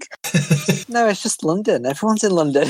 You can include everybody. Maybe Capaldi's turning up for Paddington 3. Who knows? They're making Maybe, that. yeah. 2 paparazzi pictures of them just in the Costa or walking or whatever. Are they back as Doctor Who? They do both live in London, but they're not often seen kicking out. Maybe it's a filming or maybe not. As much as I love speculation on what's happening, I also really love terrible clickbait. Extreme speculation that is based on nothing. So we get both of those to look forward to for the next year-ish, a year and a bit, as we find out what happens. Yeah, and we'll probably have you back on to discuss more reveals and news and what have you over the next few months. But otherwise, we'll probably try and do a podcast about the Regeneration episode. Yeah, it'd be great to do a sort of whole that era wrap up with the centenary, Chris Chibnall, Jodie Whittaker. So there's lots to talk about there, and then there'll be trickles of info and speculation coming out. I'll be around to talk about them. Yes, I will find other creative ways to leave messages through time and space to summon you for news podcasts to discuss them. Otherwise, we'll do the centenary special podcast. We'll do that, and I would like to do the 50th anniversary. Again, we're just doing admin. We'll chat in here. But yeah, it's a tease for listeners. Do you want to hear us talk about the 50th anniversary before the 60th? Make yourself known. Listeners, write this down because we'll forget. And then write on the comments. Okay, so if you don't have anything else, good time to just hop in your TARDIS. No, that's it for now. I'll leave this time bubble and go continue talking to Aaron. Give my love to Aaron while you're there. I will. Chat to you soon.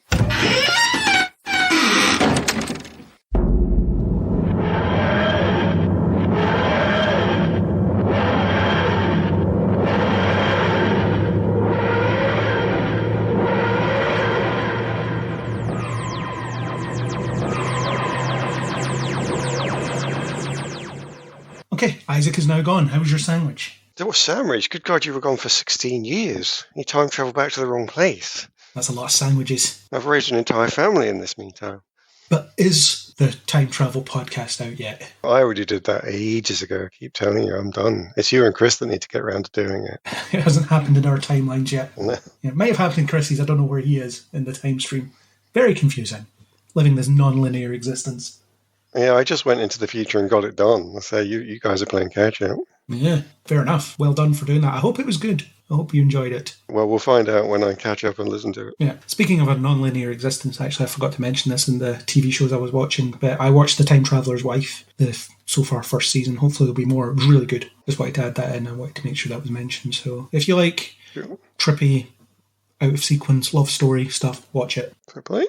Let's keep going. We're going to move into a couple of video game adaptation stuff. The first one is the Horizon Zero Dawn TV series that Netflix is going to be doing. Are you aware of this game series in any way? Have you come across it in your perhaps streaming travels or YouTubing travels? I've seen it on YouTube. I'm more of a tabletop guy. I've not really done enough with computer games to know it, I'm afraid. I haven't finished the first game yet. For some reason, I always started it just before a busy period of time in my life and then just dropped it, and then the next time I went back and started it again and so on. So I only get so far into it. But it's a rich and textured and fascinating world. And the thing that's caught my eye about this TV series is not just telling the story of the game again.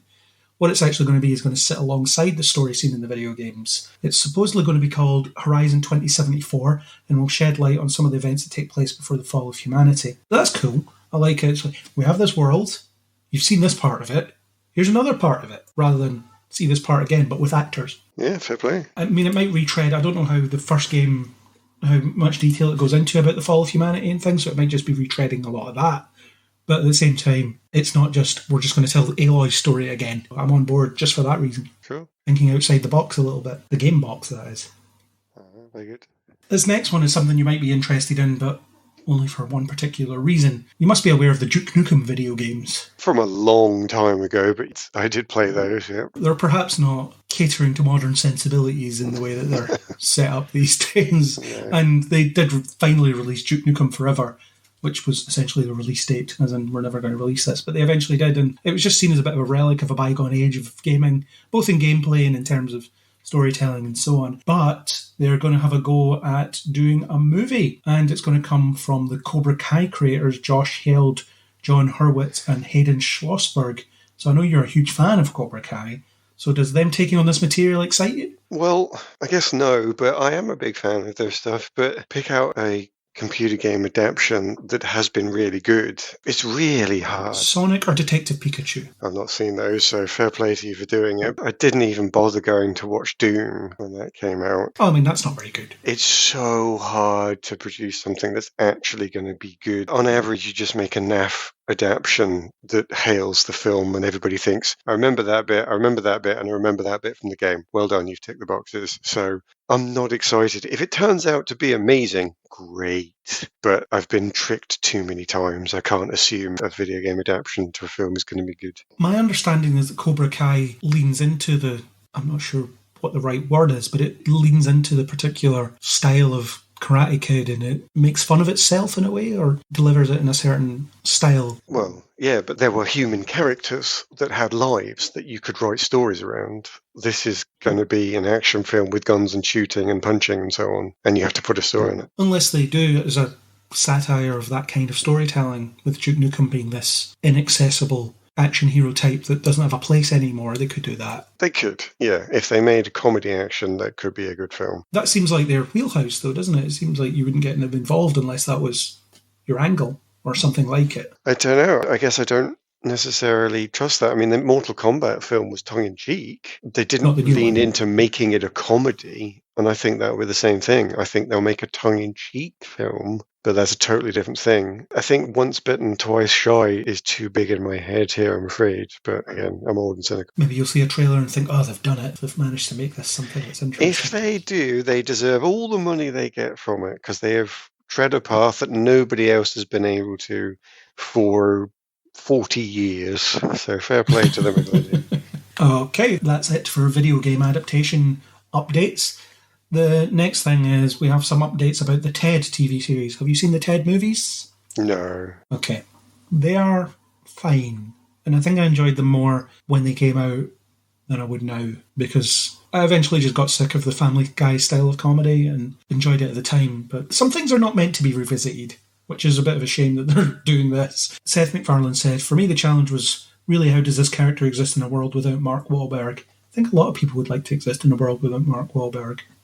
It's a discussion for another time. He said, "That was really a two-hander. The movie was a real feat of visual effects work for the artists who did it, but also, if you look at the raw footage before the bear was placed into it, a lot of that was Mark." He's just talking about the fact that they're making it. But the official synopsis for Ted, the TV series, is, it's 1993 and Ted the Bear's moment of fame has passed, leaving him with his best friend, 16-year-old John Bennett, who lives in a working-class Boston home with his parents and cousin. Ted may not be the best influence on John, but when it comes right down to it, Ted's willing to go out on a limb to help his friend and family. I mean, this is going to be more of the same, and I can already see some of the jokes about Ted and a 16-year-old John, and I find them already disgusting, so that's that. Yep. Nothing on Ted? I haven't even seen it. I don't even really know what it is. It's, what if a young boy's wish came true to have his teddy bear come to life, and then what happens when that young boy is an adult? The teddy bear's still alive. Turns out a lot of Family Guy style humour, at least according to Seth MacFarlane. But yeah, if you're not being interested in it, then you won't be interested in it. Moving on.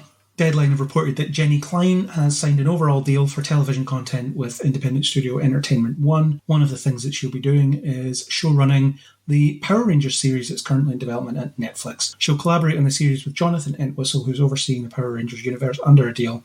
He also signed with E1. And that's all it really says. They haven't said what their approach will be, but I've been following this, and I'm interested in just them doing a bit more of a, maybe not serious take, but a more serious take on Power Rangers. And with a female showrunner, I don't know that the show has had female showrunners in the past. Maybe it has, I'm not sure. But cool. That's moving forward, and I'm excited to see that version of my childhood being updated. I liked the film that they released a few years ago, and it's a shame that it never got a sequel because I really liked it. But yes, Power Rangers. I assume you have no opinion. I never watched it, I'm afraid. I know they come in different colours. That's the best I've got. Different colours, they fight the forces of evil, fight monsters. It's fun. It's something I never properly grew out of and don't plan to. Move on, a sequel to a Netflix thing that I didn't expect was going to get a sequel, but The Old Guard 2 is happening, and Uma Thurman and Henry Golding have been cast. The returning cast members, Charlize Theron, Kiki Lane, Matthias Schoenhartz, Marwan Kenzari, Luca Marinelli, Veronica No, and Chiwetel Ejiofor, who reprised their roles from the first movie. The Old Guard followed a covert team of immortal mercenaries who have to fight to keep their identity a secret when they find themselves exposed and an unexpected new member is discovered. It's yet to be revealed how Thurman and Golding play into the story, but both stars certainly have action experience. The Old Guard was a really good idea that wasn't executed very well, I think. So I'm surprised it's getting a sequel, but in a way it did feel like the pilot of a TV show, actually. I'm not surprised it's getting a sequel because it set itself up to have one. It was enjoyable enough. I didn't really get loads out of it, but I didn't hate it. I would probably watch it. To see if they capitalise on the potential. Yeah, just to see. I probably won't, but that's maybe not a reflection on my thoughts on the first film. It's more of a reflection on things that come out on Netflix. I guess the first one didn't interest me enough to want to see too much more of it, so we'll see. I know Charlize Theron's character becomes mortal in the first one, doesn't she? Yeah, I didn't really enjoy it well enough, I'm afraid, to remember it. I remember it being reasonably fun enough to watch, so I'd have it on.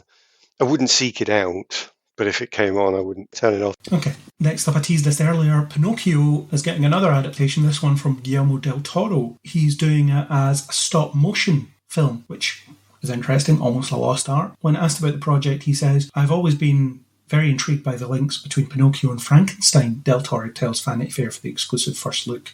"They're both about a child that's thrown into the world, both created by a father who then expects them to figure out what's good, what's bad, the ethics and morals, love, life and essentials on their own." I think that was, for me, childhood. You had to figure it out with your very limited experience. And there's a picture of his take on Pinocchio. Interesting, I don't want to say the word departure because it probably won't be a massive departure, but it'll be enough of a difference from the Disney one for sure. It'll be more traditional take on the story, I suppose. You've got David Bradley voicing Geppetto and Gregory Mann voicing Pinocchio. So it's a love letter to stop motion filmmaking, and he's actually doing it proper stop motion style as well. By the looks of things, you see the picture of him looking through the window at the small puppet and things. His boundless creativity strikes again. It sounds like a good idea for something to try. I've never managed to connect with any of his work before, but that's not to say there's anything wrong with it. It's just nothing that I've been able to make a personal connection with. But it sounds like a reasonable premise to try something with. Mm-hmm. Next up is an announcement about the Lord of the Rings anime, The War of the Rohirrim. Brian Cox, Gaia Wise, and Miranda Otto are just some of the names in the voice cast. Miranda Otto is reprising her role as Eowyn, and she's going to be the narrator, apparently. The anime feature, directed by Kenji Kamiyama, is set 183 years before the events chronicled in the original trilogy of films. A sudden attack by Wolf, a clever and ruthless Dunlending lord seeking vengeance for the death of his father, forces Helm and his people to make a daring last stand in the ancient stronghold of the Hornburg, a mighty fortress that will later come to be known as Helm's Deep. Finding herself in an increasingly desperate situation, Hera, the daughter of Helm, must summon the will to lead the resistance against the deadly enemy, intent on their total destruction. As I said, Otto, who's reprising her role as Eowyn, serves as the tale's narrator. The ensemble includes Lorraine Ashburn, Yazdan Kwafori, Benjamin Wainwright, Lawrence Ubong Williams, Sean Dooley, Michael Wildman. So it's got a big cast, it's a big story, and seeing Lord of the Rings depicted in anime style might be just a novel idea. I've seen a lot of hate for the extension of the Lord of the Rings franchise, but I'm specifically avoiding all of that hate. So I'm on board to see it. I want to see what people can do with it. I think the hate is more lobbied at the Amazon series rather than this. I could be wrong though, but certainly I saw a lot of people really hating on the trailer for that. Maybe this is snuck beneath the notice.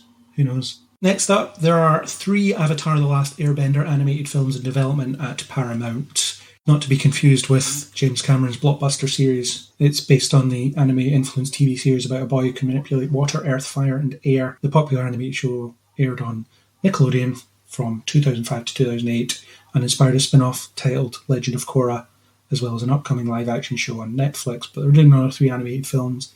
Do you know anything about this? I'm not huge on anime, but I hear people like this. It's a license to print money. It's so popular. I don't get a lot out of anime myself, but people in my gaming subculture love it. And this is hailed as one of the best things that's ever been done. So they will just keep punting more and more money into this and making infinite cash out of it. So I can't comment on the quality myself, but I know too many people that love it to not recognise that.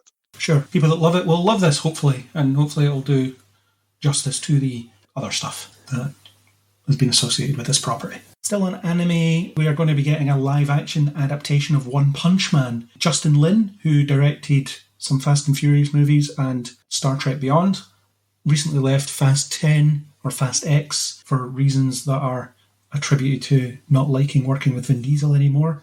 He's going to be directing this One Punch Man adaptation. As I understand it, One Punch Man is a very great modern take on the Superman concept. He's this person with infinite power. How do you make that relatable? And how do you create stakes and tension within that? And apparently it's very good at that. I know it's famous, but other than that, I'm afraid I'm also a bit of a loss, no connection. Again, I've heard enough people say how much they love it, so fair play. He can defeat anybody in one punch. I guess the question is, who does he punch? Or why does he punch people? And that's what to explore. I like Justin Lin's work. He's good at what he does, although I'm not a huge fan of the Fast and Furious movies. I did like his Star Trek movie, though, so hopefully this will be good when it appears. Getting towards the end of our list now, HBO are doing another Game of Thrones spin-off, and this one is going to be set after the Game of Thrones story. It's going to focus on the fan favourite character Jon Snow, with Kit Harington attached to reprise the role should a series move forward. That's what they're planning to do. Although I did read some of the background of this. There was stuff about Kit Harington didn't want to be involved in it after a while because it was doing massive damage to his mental health and things. So this seems to surprise me on that basis. Maybe they've just found an angle, and George R.R. Martin looks for any excuse not to write another book, I suppose. That's why he's positing this. You didn't finish Game of Thrones, did you? Were you aware of Kit Harington's character in that show? Yeah, what I did see of him, he played the character well, but I didn't watch it all the way to the end. For the same reasons, I didn't read the book series to the end.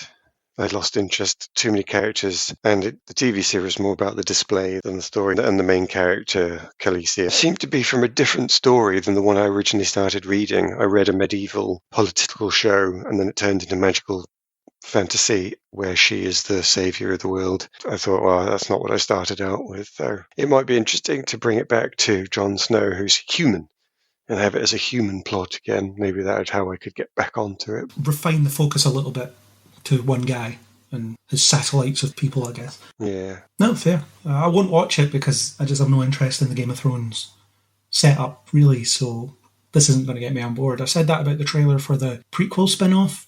Not interested, so again, not going to watch this, but popular, so it's on the list. Next up is another Disney remake.